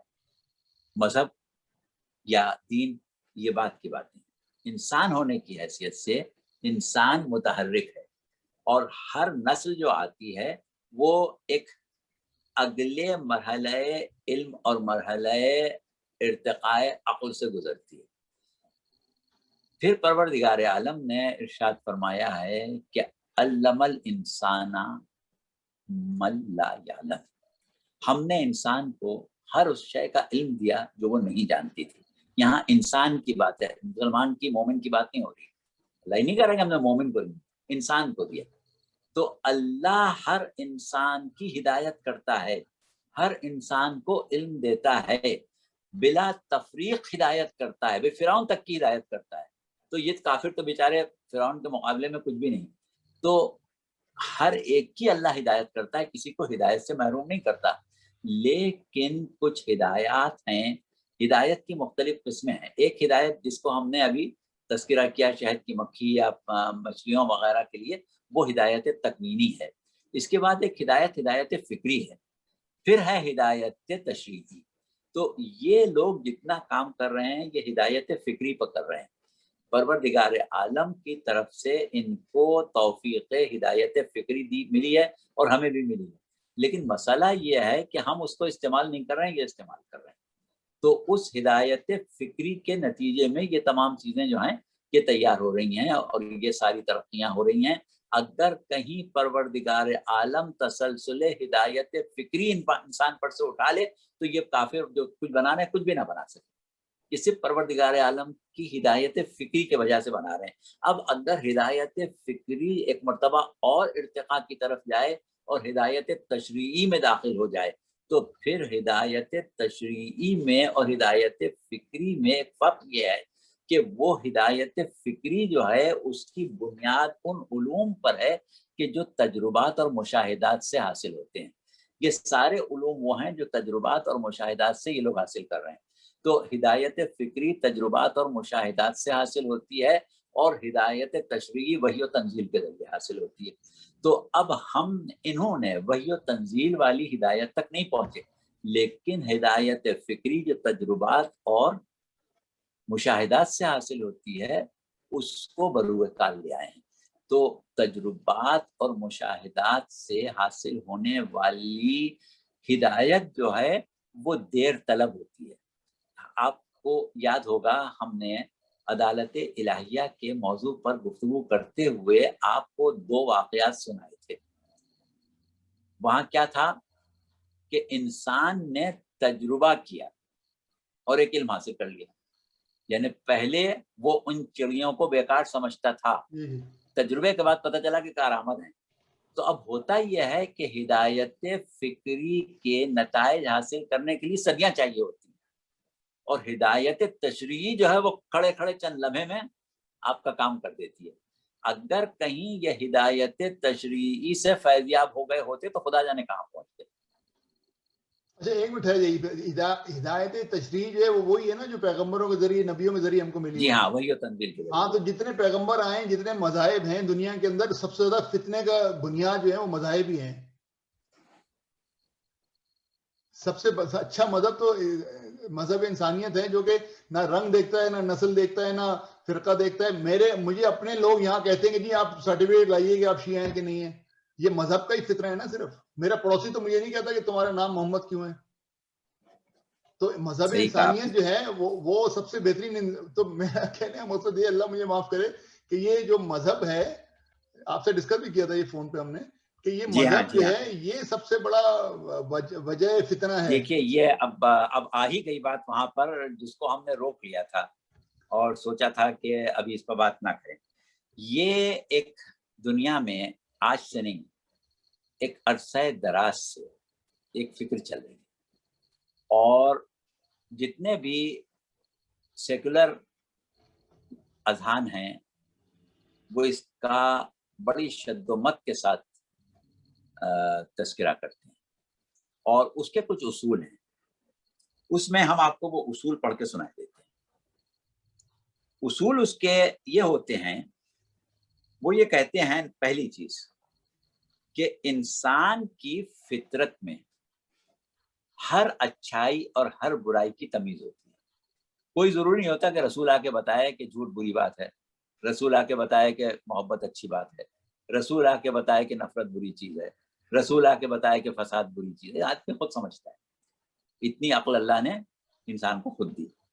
اچھا, اس کے بعد دوسرا جو اس کا اصول ہے وہ یہ ہے کہ ہر انسان کے اندر وہ ضمیر اور وہ وجدان موجود ہے جو اس کو نیکی کی دعوت دیتا ہے اور برائی سے روکتا ہے.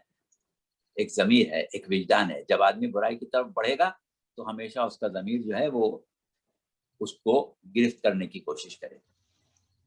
تیسری چیز وہ یہ کہتے ہیں کہ جو انسان ہر میدان میں, جیسا کہ ابھی آپ نے کہا, کہ عملی ترقی کر سکتا ہے اور علم کی بنیاد پر پوری کائنات کو مسخر کر سکتا ہے, کیا وہ اپنی زندگی کے لیے چند رہنما اصول نہیں بنا سکتا جو نبی آ کے بتاتے ہیں؟ اصول بھی بنا لے تھوڑے بہت, اس میں کیا ہے. اچھا, پھر اس کے بعد وہ یہ کہتے ہیں کہ مذہب جو ہے اس میں سوائے ایک روایتی طریقہ عبادت کے اور کچھ تہواروں کے, کہ بھئی ہم نے عید منا لی, اس نے دیوالی منا لی, فلاں نے کرسمس منا لیا, فلاں نے نوروز منا لیا. منانا وہی ہے, سب کو کرنا وہی ہے. بھئی ہمیں نوروز میں یا عید میں وہی کرنا ہے جو دوسرے کو دیوالی میں کرنا ہے. تو نام مذہب کی وجہ سے ہم نے تہواروں کے نام بدل لیے. رنگریلیاں تو ہم بھی منا رہے ہیں, مٹھائی تو ہم بھی کھا رہے ہیں, دعوت تو ہم بھی کر رہے ہیں, تو کر تو سب ایک ہی کام رہے ہیں نا, کوئی الگ الگ تو نہیں کر رہے ہیں. تو اصل تو وہی ہے کہ بھائی کرنا وہ ہے, نام تم نے یہ رکھ لیا.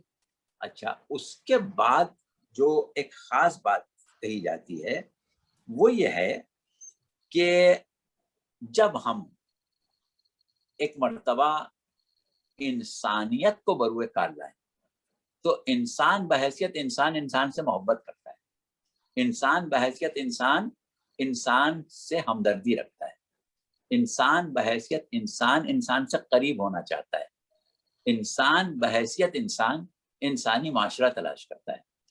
لیکن جب ہم ایک مرتبہ انسانیت سے نکل کے مذہب اور دین میں آ جاتے ہیں تو پھر تعصب بھی ہے, پھر دشمنی بھی ہے، پھر نفرتیں بھی ہیں، پھر فساد بھی ہے، پھر قتل و غارت بھی ہے، پھر بربادی بھی ہے. یعنی سارے فساد، ساری بربادیاں، ساری نفرتیں، سارے تعصب جو ہیں وہ اس لیے ہوتے ہیں کہ ہمارے مذاہب میں فرق ہے، ہماری قومیتوں میں فرق ہے. اگر یہ فرق مٹا کے ہم اس پلیٹ فارم پر آ جائیں جس میں فرق نہیں ہے، یعنی انسانیت میں تو فرق نہیں ہے، انسان تو سب ایک جیسے ہیں. تو جب سب ایک جیسے انسان ہیں تو سب ایک جیسے انسان کی حیثیت سے معاشرے میں کردار ادا کریں، بجائے اس کے کہ کوئی ہندو بن کے بیٹھے، کوئی مسلمان بن کے بیٹھے، کوئی سکھ بن کے بیٹھے، کوئی عیسائی بن کے بیٹھے، کوئی بدھی بن کے بیٹھے. تو نتیجہ یہ ہوگا کہ تصادم ہوگا. تو لہٰذا کیوں نہ عالم انسانیت کو انسانیت کی حد میں محدود کر دیا جائے اور یہ اس پر مذہب مسلط نہ کی جائے. یہ ہے ایک بنیادی تصور اور بنیادی باتیں. اچھا، لیکن دو باتیں ہم اس وقت آپ کو بتا دیں. پہلی چیز تو یہ ہے کہ پہلے ایک ایک نقطے سے چلیں. پہلا نقطہ کیا ہے کہ انسان جو ہے وہ فطری طور پر اچھائی اور برائی کی تمیز رکھتا ہے. تو یہ اچھائی اور برائی کی تمیز انسان کو کہاں سے آئی ہے؟ وَنَفْسٍ وَمَا سَوَّاهَا فَأَلْهَمَهَا فُجُورَهَا وَتَقْوَاهَا. نفس کی قسم اور اس کو سنوارنے والے کی قسم کہ ہم نے اس کو ہر اچھائی اور برائی کا الہام کر دیا. یہ دراصل ہدایت تکوینی ہے. چلیے ہمیں اس کے پڑھتے ہی نہیں اس چکر میں، انسانیت تو ہے نا. تو کیا ہوا کہ اچھائی اور برائی کا علم رکھتا ہے. ٹھیک ہے، مان لیا ہم نے علم رکھتا ہے. اچھا، اب آپ کسی انسان سے یہ پوچھیں کہ بھائی یہ بتاؤ کہ محبت اچھی چیز ہے بری چیز ہے؟ وہ کہے گا اچھی چیز ہے. بھائی یہ علم ہے نا، ہم رکھتے ہیں نا اس کا علم. تو اگر ہم سے کہا جائے سخاوت اچھی چیز ہے بری چیز ہے، اچھی چیز ہے، علم تو ہے نا ہم کو. لیکن اگر تھوڑی سی اور گہرائی میں جائیں، یہ تو ہم نے فیصلہ کر لیا کہ محبت اچھی چیز ہے، ہم نے فیصلہ کر لیا سخاوت اچھی چیز ہے، ہم نے فیصلہ کر لیا ہمدردی اچھی چیز ہے، اور ہم نے فیصلہ کر لیا غصہ بری چیز ہے، ہم نے فیصلہ کر لیا نفرت بری چیز ہے. ٹھیک ہے، یہاں تک تو آگے بڑھ. اب دیکھیں انسان کے نفس میں ایک مادہ ہے جسے آپ نے جس کا نام رکھ لیا محبت. ٹھیک ہے، اور آپ نے کہا اچھی چیز ہے. اب اگر یہ مادہ محبت افراد کی طرف چلا جائے تو محبت کی افراد کیا ہے؟ جنون ہے، دیوانگی ہے. اور اگر تفرید کی طرف چلا جائے، کمی کی طرف چلا جائے تو کیا ہے؟ خود غرضی ہے، خود پسندی ہے. تو محبت اچھی کب ہے؟ کہ جب نہ افراد میں ہو نہ تفرید میں ہو، نہ حد سے زیادہ ہو نہ حد سے کم ہو. یہ حدیں عقل نہیں مقرر کر پاتی، انسانیت نہیں مقرر کر پاتی. اس کے لیے رہنمائی چاہیے. کہاں تک حد اعتدال ہے؟ ہر شے کا حسن اس کی حد اعتدال میں ہے. اعتدال سے باہر گئے تب بھی برائی، اعتدال سے نیچے گئے تب بھی برائی. ہم نے کہا صاحب سخاوت بڑی اچھی چیز ہے، چلیے مان لیا سخاوت بڑی اچھی چیز ہے. لیکن اگر سخاوت حد اعتدال سے بڑھ جائے تو کہاں چلی جائے گی؟ اسراف ہو جائے گا، فضول خرچی ہو جائے گی. اور اگر حد اعتدال سے کم ہو گئی تو بخل ہو جائے گا، کنجوسی ہو جائے گی. یعنی ہر شے، ہر حسن جو ہے اس کے لیے حدود اعتدال جب تک مقرر نہ کی جائیں اس میں حسن ہی نہیں. جب وہ خرابی کی طرف چلی جائے گی یا برائی کی طرف چلی جائے گی. اچھا، اسی طریقے سے ہم بہت سی چیزوں کی مثال لے سکتے ہیں جس کو ہم برا سمجھ رہے ہیں. جیسے مثلا غصہ. غصہ کیا ہے؟ نفس کا ایک خاص قوت ہے جو آپ نے تزکیہ نفس وغیرہ میں پڑھی تھی کہ ہم ایک قوت ہے جس کو ہم غضب کہتے ہیں. اگر نفس سے غضب کا جذبہ نکال لیا جائے تو انسان بے حیا ہو جائے، بے غیرت ہو جائے. اس میں ترقی کرنے کا جذبہ ہی ختم ہو جائے. یہ جو کمپٹیشن ہوتا ہے نا، آدمی چاہتا ہے کہ میں اس سے آگے بڑھ جاؤں، اس سے آگے بڑھ جاؤں، اس سے آگے بڑھ جاؤں، یہ جذبہ غضب کی وجہ سے ہوتا ہے. یہ ختم ہو جائے تو انسان کے اندر جتنے جذبات اور احساسات ہیں، خواہ ہم اس کو اچھا سمجھیں یا برا سمجھیں، وہ سب پروردگار عالم نے ایک مقصد کے تحت خلق کیے ہیں. اچھائی اور برائی اس وقت ہوتی ہے جب ہم اس کو غلط مقصد میں استعمال کرتے ہیں، غلط جگہ استعمال کرتے ہیں. جیسے ہم کہتے ہیں صاحب ہوس بہت بری چیز ہے، ملتا جا رہا ہے پھر بھی ہوس ختم نہیں ہو رہی، ملتا جا رہا ہے پھر بھی طلب ختم نہیں ہو رہی. تو یہ ہوس بنائی کس نے؟ تو اللہ ہی نے بنائی ہے نا، آدمی نے خود تو نہیں بنائی. مقصد کیا تھا؟ ہوس بنائی تھی علم کے لیے، ہوس بنائی تھی معرفت کے لیے، ہم استعمال کرنے لگے دنیا دولت کے لیے. اسی طریقے سے نفرت بنائی تھی برائی کے لیے، ہم استعمال کرنے لگے دوسری جگہوں پر. تو بہرحال یہ بڑی طویل بحث ہے کہ ایک تو ہمارے پاس پورا فلسفہ اعتدال ہے، اور ایک فلسفہ اس چیز کا ہے کہ جو جذبات، جو احساسات، جو صلاحیتیں اور جو خوبیاں پروردگار عالم نے نفس انسانی میں خلق کی ہیں، اس کا صحیح استعمال جب تک نہ ہو وہ غلط ہو جاتی ہے. آج جو ہم اب دنیا میں تباہی دیکھ رہے ہیں، وہ اپنی ترقی، اپنی عقلی استعداد کا غلط استعمال دیکھ رہے ہیں. اگر ہم عقلی ترقی کو غلط جگہ استعمال نہ کریں تو یہ دنیا تباہ نہیں ہو. یہ ہم غلط جگہ استعمال کر رہے ہیں، اس وجہ سے تباہ ہو رہی ہے. تو یہ رہنمائی جو ہے یہ وحی و تنزیل کے ذریعے ہی آتی ہے. اس اعتبار سے مذہب ضروری ہوتا ہے. اب اس کی اور بہت سی مثالیں ہیں. ہم اگر نے ابھی 5-6 نکات پر بات کی تھی اور 2 نکات یا 3 نکات کو واضح کیا ہے. اب اگر آپ کہیں تو ہم سب نکات واضح کر دیں، لیکن میرے خیال سے اب ہمیں آگے بھی بڑھنے کی ضرورت ہے، اتنا کافی ہو جائے گا. تو اس پہ ایک سوال جو ہے، ذیلی سوال یہ کہ اس کا مطلب یہ کہ وہ جو ہدایت تکوینی ہے وہ زیادہ کامیاب ہے ابھی تک دنیا میں، اور ہدایت تشریح جو ہے وہ اس سے تو گڑبڑی پیدا ہوئی ہے دنیا میں. بالکل صحیح ہے، ایسا ہی ہے. ہدایت تکوینی ہمیشہ کارگر ہوتی ہے، اور ہدایت تشریعی زیادہ تر کارگر نہیں ہوتی، بہت عقلیت کے اوپر کام کرتی ہے. جبکہ ہدایت تکوینی جو ہے وہ جس کو کی جاتی ہے اس پر کارگر ہوتی ہے سوائے انسان کے. یعنی جانور پر ہدایت تکوینی ہمیشہ 100% کامیاب ہوتی ہے. یعنی پروردگار عالم نے جو مقصد تخلیق بنایا ہے کسی جانور کا، وہ اس سے ذرہ برابر انحراف نہیں کے لیے بنا دی. یہ انسان ہی ہے کہ جو تجاوز کرتا ہے، جانور کبھی نہیں کرتا. تو اس کو ہدایت تکوینی دی گئی ہے. ہدایت تکوینی جو ہے وہ در اصل پروردگار عالم کا ارادہ تکوینی ہے، اور ہدایت تشریعی جو ہے وہ ارادہ تشریعی ہے. یہ دو الگ الگ چیزیں ہیں. یعنی اللہ کا ارادہ تکوینی جہاں آ جائے وہاں کوئی چیز تسمس نہیں ہو سکتی. جو اللہ کا ارادہ ہے بس وہی ہوگا، کوئی فرق ہو ہی نہیں سکتا. لیکن جہاں ارادہ تشریعی آئے، جیسے مثال کے طور پر اگر پروردگار عالم نے یہ ارادہ کیا کہ انسان اچھا بندہ بن جائے پروردگار کا، انسان کے اندر حسن بندگی پیدا ہو جائے، تو یہ ارادہ تشریعی ہے. اگر ارادہ تکوینی ہو تو پیدا ہو ہی جائے گا، اس کون روکے گا؟ تو یہ اللہ چاہتا ہے کہ ایسا ہو، کرواتا نہیں ہے، وہ کرواتا ہے.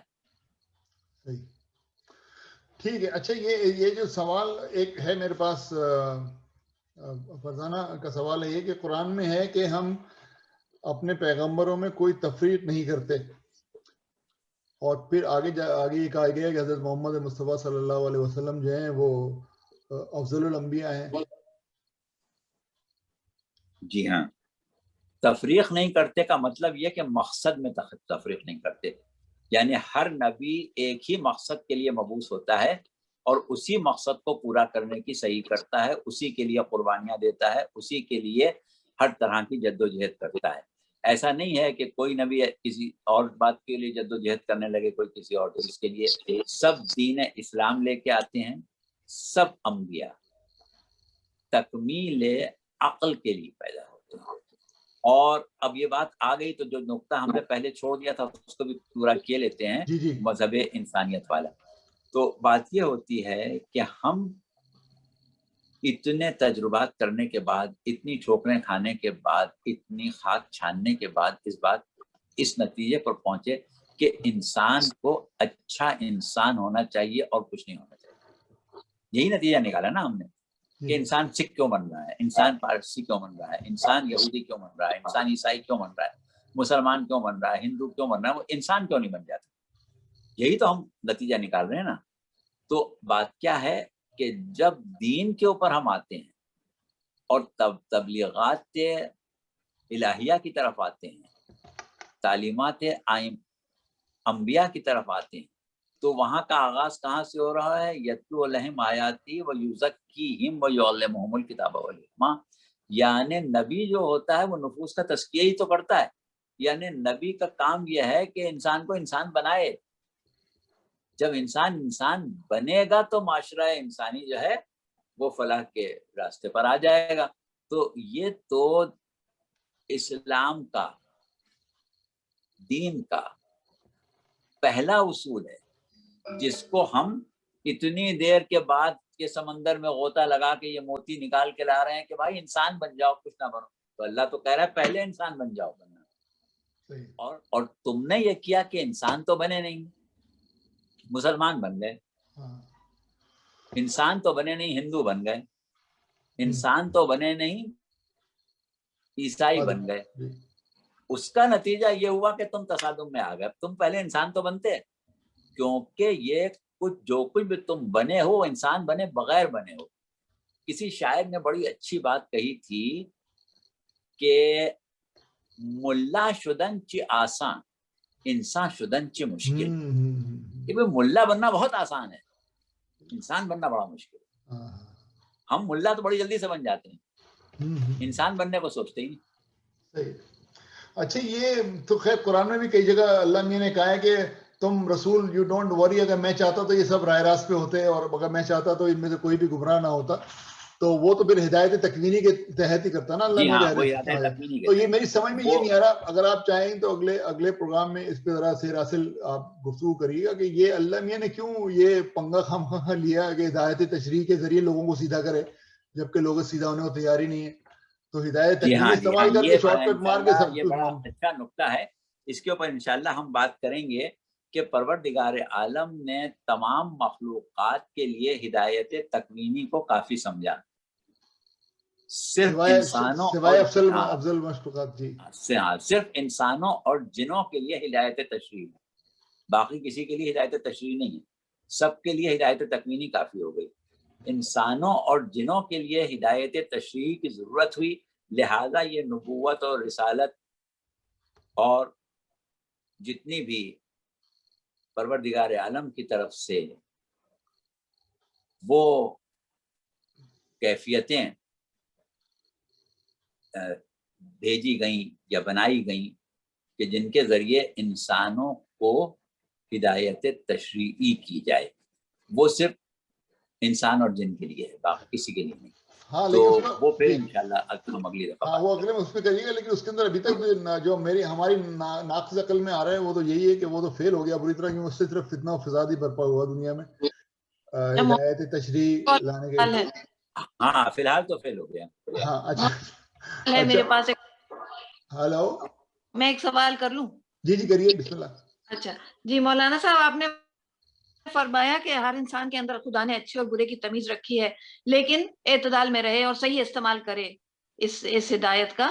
تو یہ سوال یہ ہوتا ہے، اکثر یہ پوچھا جاتا ہے کہ اس کے لیے اعتدال اور صحیح استعمال کے لیے آپ نے کہا کہ مذہب کی ضرورت ہے یا وحی کی ضرورت ہے. تو وہ تو ایوولوشن اور ایکسپیرینس بھی سکھا دیتا ہے کہ جب آپ کا سروائیول کا مسئلہ ہے، سروائیول آف دا فٹسٹ، تو اوور ٹائم انسان خود ہی سیکھ جاتا ہے کہ جب تک اعتدال میں نہیں رہے گا اس کا معاشرہ تباہ ہو جائے گا. جی ہاں، بات یہ ہے کہ ایکسپیرینس جو ہے نا، دیکھیے ایک ایکسپیرینس یا ایک آپ کا تجربہ یا ایک مشاہدہ آپ کا تجربے گاہ کا ہے. آپ کو ایک دوا کے اوپر، ایک ویکسین کے اوپر یا اور کسی چیز کے اوپر تجربہ کرنا ہے، وہ آپ سال بھر کے اندر کر لیں گے، 6 مہینے میں کر لیں گے.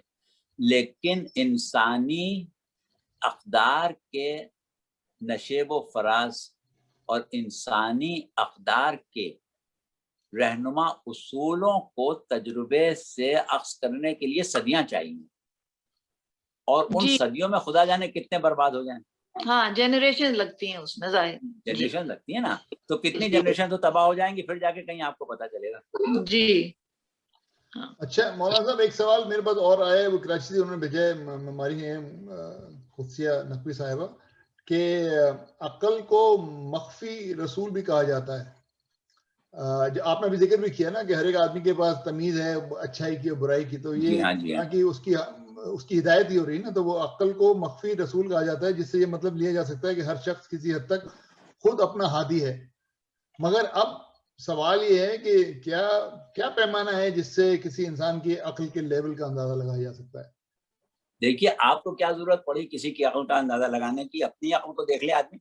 तो बात यह है कि अक्ल जो है वो नबी बातिनी है, अपनी जगह बिल्कुल सही है। अक्ल क्या शय है, हमें पहले ये देखना पड़ेगा कि अक्ल क्या शय है।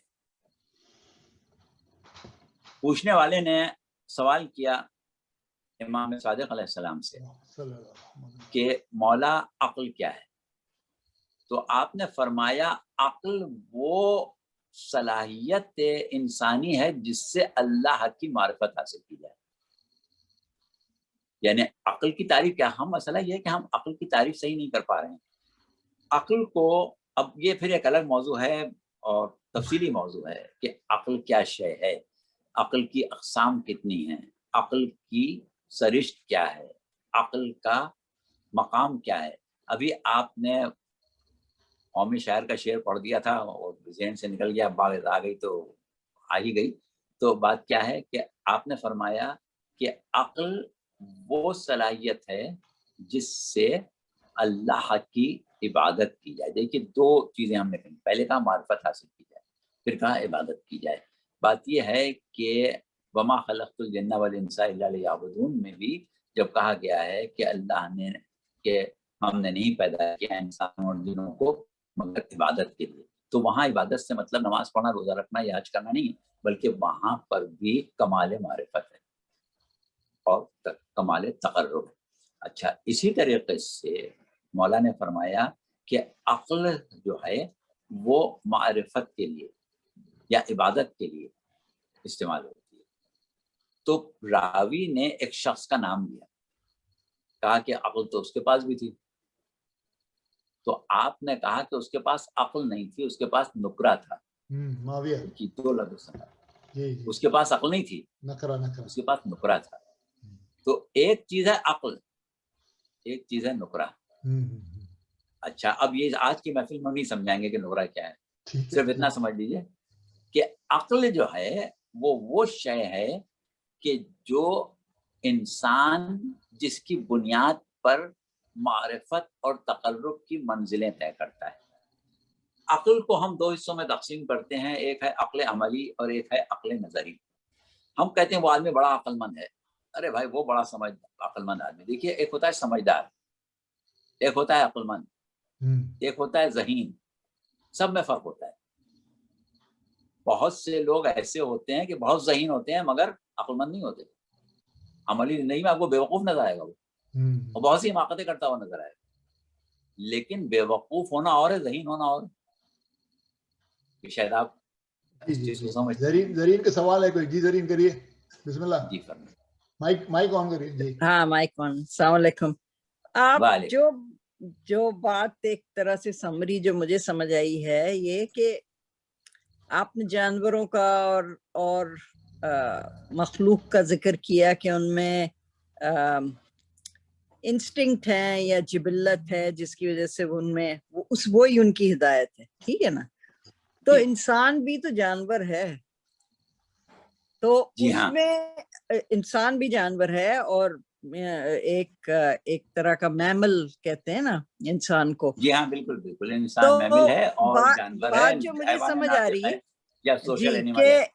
अल्लाह ने जो और मखलूक हैं उनको जो उनका रेंज है कि कितने रेंज में वो मूव करते हैं, वो बहुत नैरो बनाया है या तंग बनाया है।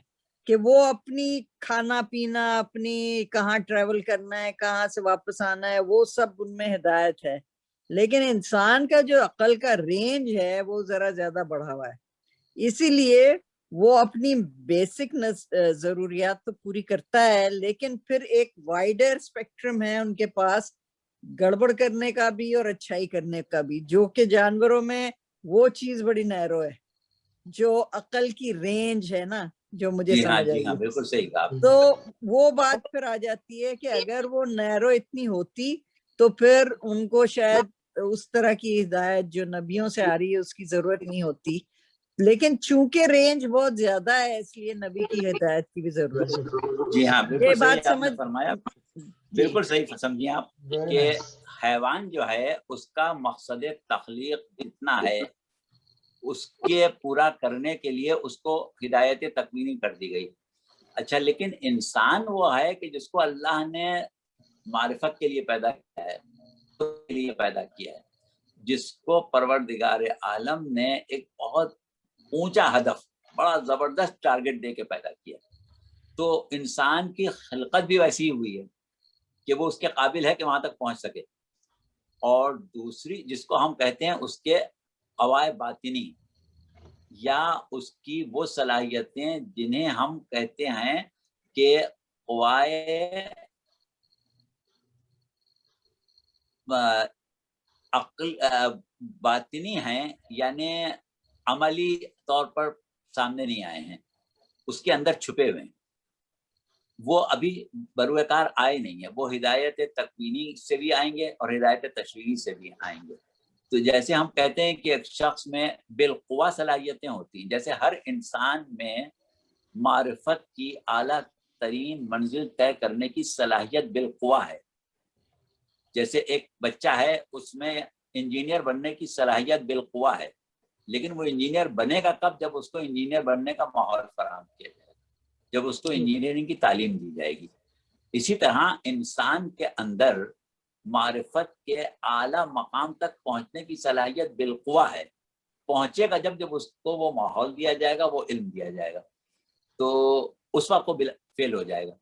تو یہ چیز انسان کے اندر، کیونکہ مقصد تخلیق اس کا بہت ہی اعلیٰ ہے کہ اللہ نے اس کو اپنے لیے خلق کیا ہے، تو اتنے اعلیٰ مقصد کے لیے خلق کیا، تو اس لیے اشرف المخلوقات بنا کے خلق کیا، بہت بہترین انداز پر خلق کیا. لقد خلقنا الانسان فی احسن تقویم، جو سب سے اچھا انداز تھا اس پر خلق کیا، کیونکہ سب سے اچھا مقصد بھی اس کو دیا تھا.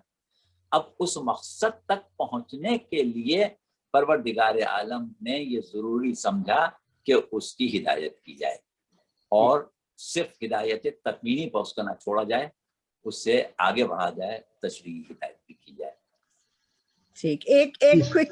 ایک اور جلدی سے ایک سوال میں کروں گی. آپ نے کہا کہ یہ ہدایت تشریعی جو ہے وہ انسانوں میں اور جنوں میں بھی، تو اس کا مطلب یہ ہوا کہ جنوں میں بھی پیغمبر اور نبی آتے ہوں گے؟ پھر بھی پیغمبر اور نبی آتے ہیں، اور بعض انبیاء ایسے ہیں کہ جو انسانوں کے لیے مبعوث ہوئے ہیں اور رسولوں اور جنوں کے لیے بھی. جیسے ہمارے پیغمبر یا ہمارے ائمہ جو ہیں وہ جس طرح انسانوں کے لیے مبعوث ہوئے ہیں ویسی جنوں کے لیے بھی ہوئے ہیں. اسی لیے قرآن کا خطاب جو ہے وہ انسانوں اور جنوں دونوں سے آج دیر سے آئے. میرے پاس 2-3 سوال ہیں مولانا متفرق. تو ایک تو فرمائیے. سوال یہ کہ یہ بھی ہماری جو ہے سامعہ کراچی میں قدسیہ نقوی صاحبہ، ان کا طرف سے سوال ہے کہ شرک کیا ہے، اور کیا یہ کفر سے بڑا گناہ ہے کہ اللہ نے کہا میں معاف نہیں کروں گا شرک؟ دیکھیے وہ جس آیت کو لوگ پیش کرتے ہیں کہ پروردگار جس گناہ کو چاہے معاف کر دے لیکن شرک معاف نہیں کرے گا، وہ دراصل کس معنوں میں ہے؟ دیکھیے جتنے انبیاء آئے وہ مشرکین کی ہدایت کے لیے آئے نا، اور جو لوگ کافر سے مسلمان ہوئے، بت پرستی کر رہے تھے، ستارہ پرستی کر رہے تھے، کسی زمانے میں وہ حیوان پرستی کر رہے تھے، ان نبیوں نے آ کے اللہ کی طرف بلایا. کبھی انسان کی پرستش کر رہے تھے، فرعون یا نمرود کی، اللہ نے نبیوں نے آ کے خدا وحدہ لا شریک کی طرف بلایا. کبھی وہ ستاروں کی پرستش کر رہے تھے، کبھی ہاتھ کے بنائے ہوئے بتوں کی پرستش کر رہے تھے، کبھی کچھ کر رہے تھے، حیوانوں کی، جو بھی کر رہے تھے. مطلب یہ کہ شرک کر رہے تھے، توحید کی طرف بلائے گئے. جب شرک سے توحید کی طرف بلائے گئے تو اگر شرک کو معاف نہ کرنا ہوتا تو مشرک کو بلانے کی کیا ضرورت تھی؟ توحید کی طرف معافی کرنے کے لیے تو بلایا نا. تو جب اس نے شرک سے توبہ کر کے خدائے وحدہ لا شریک کو مان لیا تو اللہ نے معاف کر دیا کہ نہیں کر دیا؟ اچھا شرک کو معاف کیا نا بھائی، بت پرستوں کو معاف کیا. ہاں جی اچھی امام ذرا اس کو واضح کر دیں. تو کہنے کا مقصد یہ کہ یہ جو لوگ سمجھتے ہیں کہ شرک معاف نہیں ہوتا، وہ اس معنوں میں نہیں ہے جس میں لوگ سمجھ رہے ہیں. بھائی توبہ کرے گا تو شرک معافی ہو جائے گا. کوئی بھی مشرک اگر چاہے کہ وہ موحد ہو جائے، اللہ کو وحدہ لا شریک ماننے لگے اور شرک سے توبہ کر لے تو اللہ معاف نہیں کرے گا کیا؟ یقیناً کرے گا. مسئلہ یہ نہیں ہے.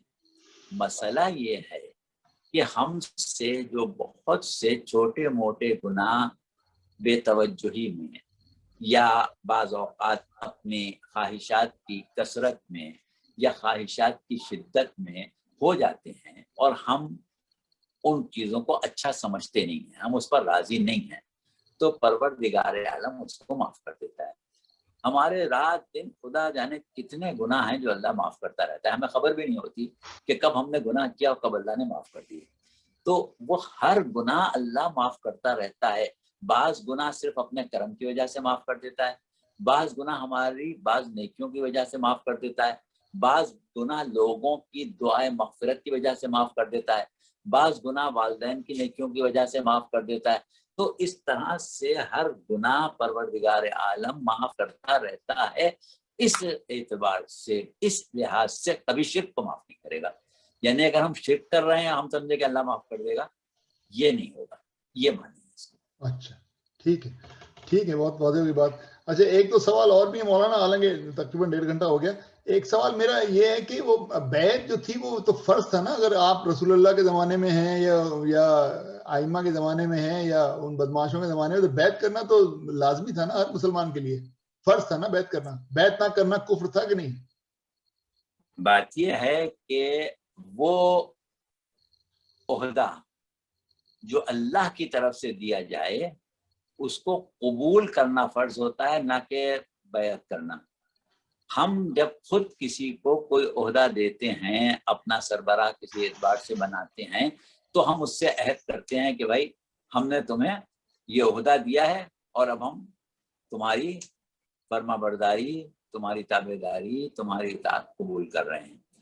لیکن جب اللہ نے کسی کو ہمارا والی بنا دیا ہو، اللہ نے کسی کو ہمارا سرپرست بنا دیا ہو، اللہ نے کسی کو ہمارا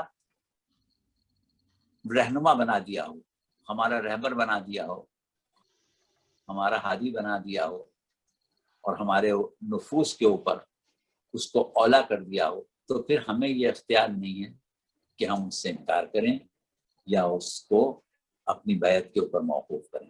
ہم بیعت کریں نہ کریں، کچھ بھی کریں، اس کی اطاعت ہمارے اوپر واجب ہو گئی، اس کی سرپرستی کو قبول کرنا ہمارے اوپر واجب ہو گیا. اچھا اب سوال اسی سے ریلیٹڈ سوال یہ ہے کہ تو پھر ہمارے پر تو بیعت کرنا کوئی وہ نہیں ہے نا، فرض نہیں ہے بیعت کرنا؟ نہیں، کوئی بیعت کرنا کسی کی فرض نہیں ہے. ہمارے اوپر اطاعت فرض ہے، جس کو اللہ ہمارے لیے اولا بالتصرف قرار دے دے. صحیح. تو اس کا مطلب کہ بیعت فرض نہیں ہے تو اس کا مطلب پھر تقلید بھی فرض نہیں ہے. تقلید کرنا بھی، تقلید کرنا فرض ہے. تقلید نہ کرنا گناہ ہے. نہیں، تقلید نہ کرنا بھی گناہ نہیں ہے، تقلید کرنا بھی واجب نہیں ہے. مسئلہ یہ ہے کہ دیکھیے ایک چیز ہوتی ہے بے عین ہی واجب ہونا، بے نفس ہی واجب ہونا، اور ایک چیز وہ ہوتی ہے جو کسی واجب کو پورا کرنے کے لیے واجب ہو جائے. جیسے مثال کے طور پر نماز جو ہے وہ بے نفس ہی واجب ہے، لیکن وضو بے نفس ہی واجب نہیں ہے. جب آپ کو نماز وضو کے ساتھ ہی پڑھنا ہے تو پھر وضو کرنا واجب ہو گیا. یہ نہیں کہ آپ کے وضو بے نفس ہی واجب ہے. نماز کے لیے لباس اور جسم کا پاک ہونا شرط ہے اور نماز ہے واجب. تو اب آپ کے لیے طہارت جو ہے وہ بے نفس ہی تو واجب نہیں ہے، لیکن نماز کی وجہ سے واجب ہو گئی. تو بس اسی طریقے سے دین اور شریعت کے اوپر عمل کرنا آپ کا واجب ہے. اب اگر آپ دین کا اتنا علم نہیں رکھتے ہیں کہ خود اپنے علم کی بنیاد پر اس بات کا فیصلہ کر سکیں کہ اللہ مجھ سے کیا چاہتا ہے، تو آپ کے اوپر تقلید واجب نہیں رہے گی. لیکن اگر اتنا علم نہیں ہے تو مسئلہ ہی کہ عمل تو صحیح کرنا واجب ہے. اللہ کے احکام کو تو ماننا واجب ہے، اللہ کے حکم کو تو پورا کرنا واجب ہے. تو اب وہ ہمیں پتہ ہی نہیں کہ کیسے کریں، تو اب اس کو جاننے کے لیے تقلید کرنا واجب ہو جاتی.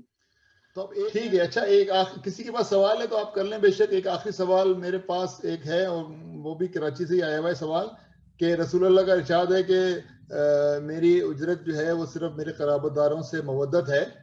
اور تو پھر مودت اور محبت میں کیا فرق ہے؟ اور دوسرے کہ اگر مودت اور محبت کا دعویٰ کرنے والے کو معرفت ہی حاصل نہ ہو تو پھر ایسے بندے کا کیا ہوگا؟ محبت، مہر، پریت، اس قسم کے الفاظ آپ استعمال کرتے ہیں، وہ ہوتے ہیں جذبات کے ذیل میں. اور جب ہم لفظ استعمال کرتے ہیں مودت تو وہ ہوتا ہے عقل کے ذیل میں. کسی سے محبت کرنے کے لیے ضروری نہیں ہے کہ ہم یہ دیکھنے جائیں کہ وہ اچھا ہے یا برا ہے. معذوروں سے بھی محبت کرنے لگتے ہیں، لیکن مودت جب ہم کریں گے تو پہچان کے کریں گے، معرفت کے ساتھ کریں گے. پروردگار عالم نے پہلے لفظ مودت جو استعمال کیا سورہ مریم میں استعمال کیا، ان الذین آمنوا وعملوا الصالحات سیجعل لهم الرحمن ودا. وہ لوگ کہ جو ایمان لائے اور اعمال صالح انجام دیے، رحمان بہت جلد ان کے لیے ایک مودت قائم کرنے والا ہے، ایک مودت قرار دینے والا ہے. اعلان کر دیا تھا ایک مودت کا. تو وہاں مودت کا لفظ، اور یہاں بھی قل لا اسألکم علیہ اجرا الا المودۃ، تو الا المودۃ فی القربى والی بات جو ہے، تو وہاں مودت ہے، یعنی عقلی محبت، عقل سے محبت کرنا. اچھا جی، ندیم کاظمی صاحب کا پھر سوال آئے گیا آخرکار. جی بسم اللہ. تو سورہ انبیاء کی پہلی آیت ہے کہ بسم اللہ الرحمن الرحیم، اقترب للناس حسابهم وهم فی غفلۃ معرضون. لوگوں کے لیے ان کے حساب کا وقت قریب آ گیا ہے جبکہ وہ غفلت میں منہ پھیرے ہوئے ہیں. یہ بات تو ٹھیک ہے، لیکن اس کا جو تشریح کی ہے شیخ محسن علی نجفی نے، وہ فرماتے ہیں کہ ایک نظریہ یہ ہے کہ حیات برزخی سب کے لیے نہیں بلکہ مقرب بارگاہ صالحین اور شہداء کے لیے ہے، یا بہت بڑے مجرموں کے لیے برزخ میں عذاب کی زندگی ہے. باقی افراد کے لیے برزخی زندگی نہیں ہے. اس نظریے کے مطابق روز قیامت اور روز حساب نہایت قریب ہے کہ جیسے انسان کو موت آتی ہے قیامت برپا ہوگی، تو ایسا محسوس ہوگا کہ گویا دوسرے لمحے میں قیامت برپا ہو گئی ہے. چنانچہ حدیث میں آیا ہے کہ رسول کے فرزند آدم جب مر جاتا ہے تو اس کی قیامت فوری قائم ہو جاتی ہے. تو اس کی مزید آپ وضاحت فرما دیں، برزخ، موت اور قیامت کے. جی دیکھیے، بات یہ ہے کہ اکثریت تو انہی لوگوں کی ہے کہ جن کو حیات برزخ کا احساس ہوا، جن کے بارے میں ہم یہ کہہ رہے ہیں کہ ان کے لیے حیات برزخ نہیں ہے. ایسا نہیں کہ حیات برزخ نہیں ہے، اگر وہ ایک دفعہ فنا ہو جائیں تو دوبارہ کیسے وجود میں آئیں گے؟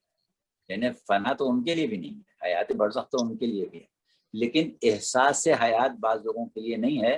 سورہ یاسین میں پروردگار عالم نے ان لوگوں کا تذکرہ کیا ہے اور کہا ہے کہ وہ یہ کہیں گے کہ ہائے افسوس ہماری خرابی، ہم تو بڑی گہری نیند سو رہے تھے، ہمیں سوچے سے کس نے جگا دیا.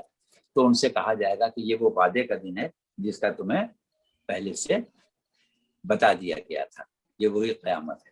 تو گویا یہ کہ جو حالت برزخ ان کی گزری، زندگی برزخ گزری، وہ عالم خواب میں گزری. ان کو ایسا لگا کہ ہم سو رہے تھے اور سوتے سے اٹھ بیٹھے. تو یہ ہے بے شک کچھ لوگوں کے لیے ہے، لیکن عمومی بات جو ہے وہ احساس حیات برزخ ہے. عام طور پر لوگوں کو احساس حیات برزخ ہوگا. ہاں کچھ لوگ ایسے ہیں کہ جنہوں نے نہ کوئی ایسے اعمال انجام دیے ہیں کہ جس کے لیے ان کو برزخ میں سزا دی جائے، اور نہ کوئی ایسے اعمال انجام دیے ہیں جس کی برزخ میں ان کو جزا دی جائے. تو ان سے احساس سے حیات برزخ لے لیا جائے گا. جی بہت بہت شکریہ.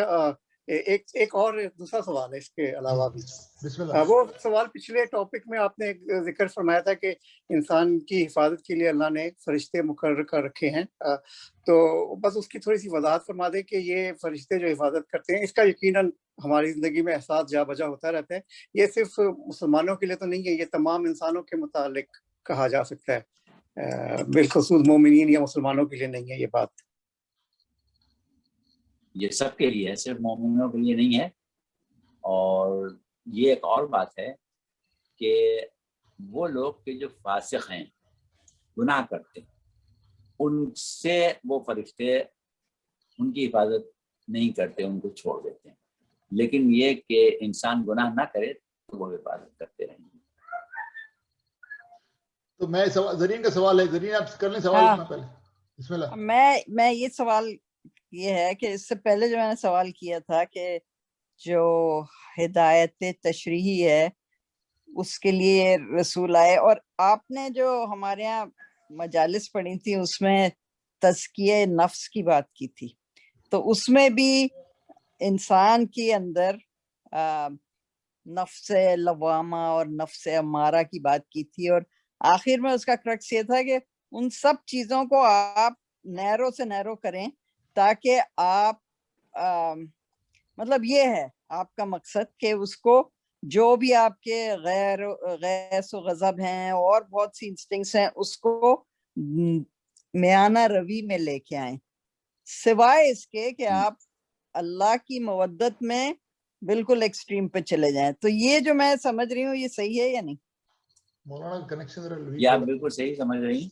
अलबत्ता ये कि जैसे अभी हमारे डॉक्टर साहब ने वो शेर पढ़ा था, बेखतर कूद पड़ा आतिशे नमरूद में इश्क, आतिशे नमरूद में इश्क, ये एक अलग मसला है। बात ये है कि अल्लाह का तकर्रुब इश्क में है या मारिफत अक्ली में है। ये एक बहस है हमारे यहाँ बहुत ज़्यादा फ़लसफ़ियों की और अहले इरफान की, अहले तसव्वुफ़ की। तो क्योंकि इक़बाल का उस ज़माने में जब उन्होंने ये शेर कहा था तो झुकाव जो था वो तसव्वुफ़ की तरफ ज़्यादा था। हम इसी वजह जब कहते हैं कि बेक़दर कूद पड़ा आतिश नमरूद में इश्क, तो सवाल ये कि इश्क कूदा है या अक़ल कूदी थी? हम कहते हैं इश्क नहीं कूदा था, और दूसरी चीज़ें कि कूदा कोई भी नहीं था।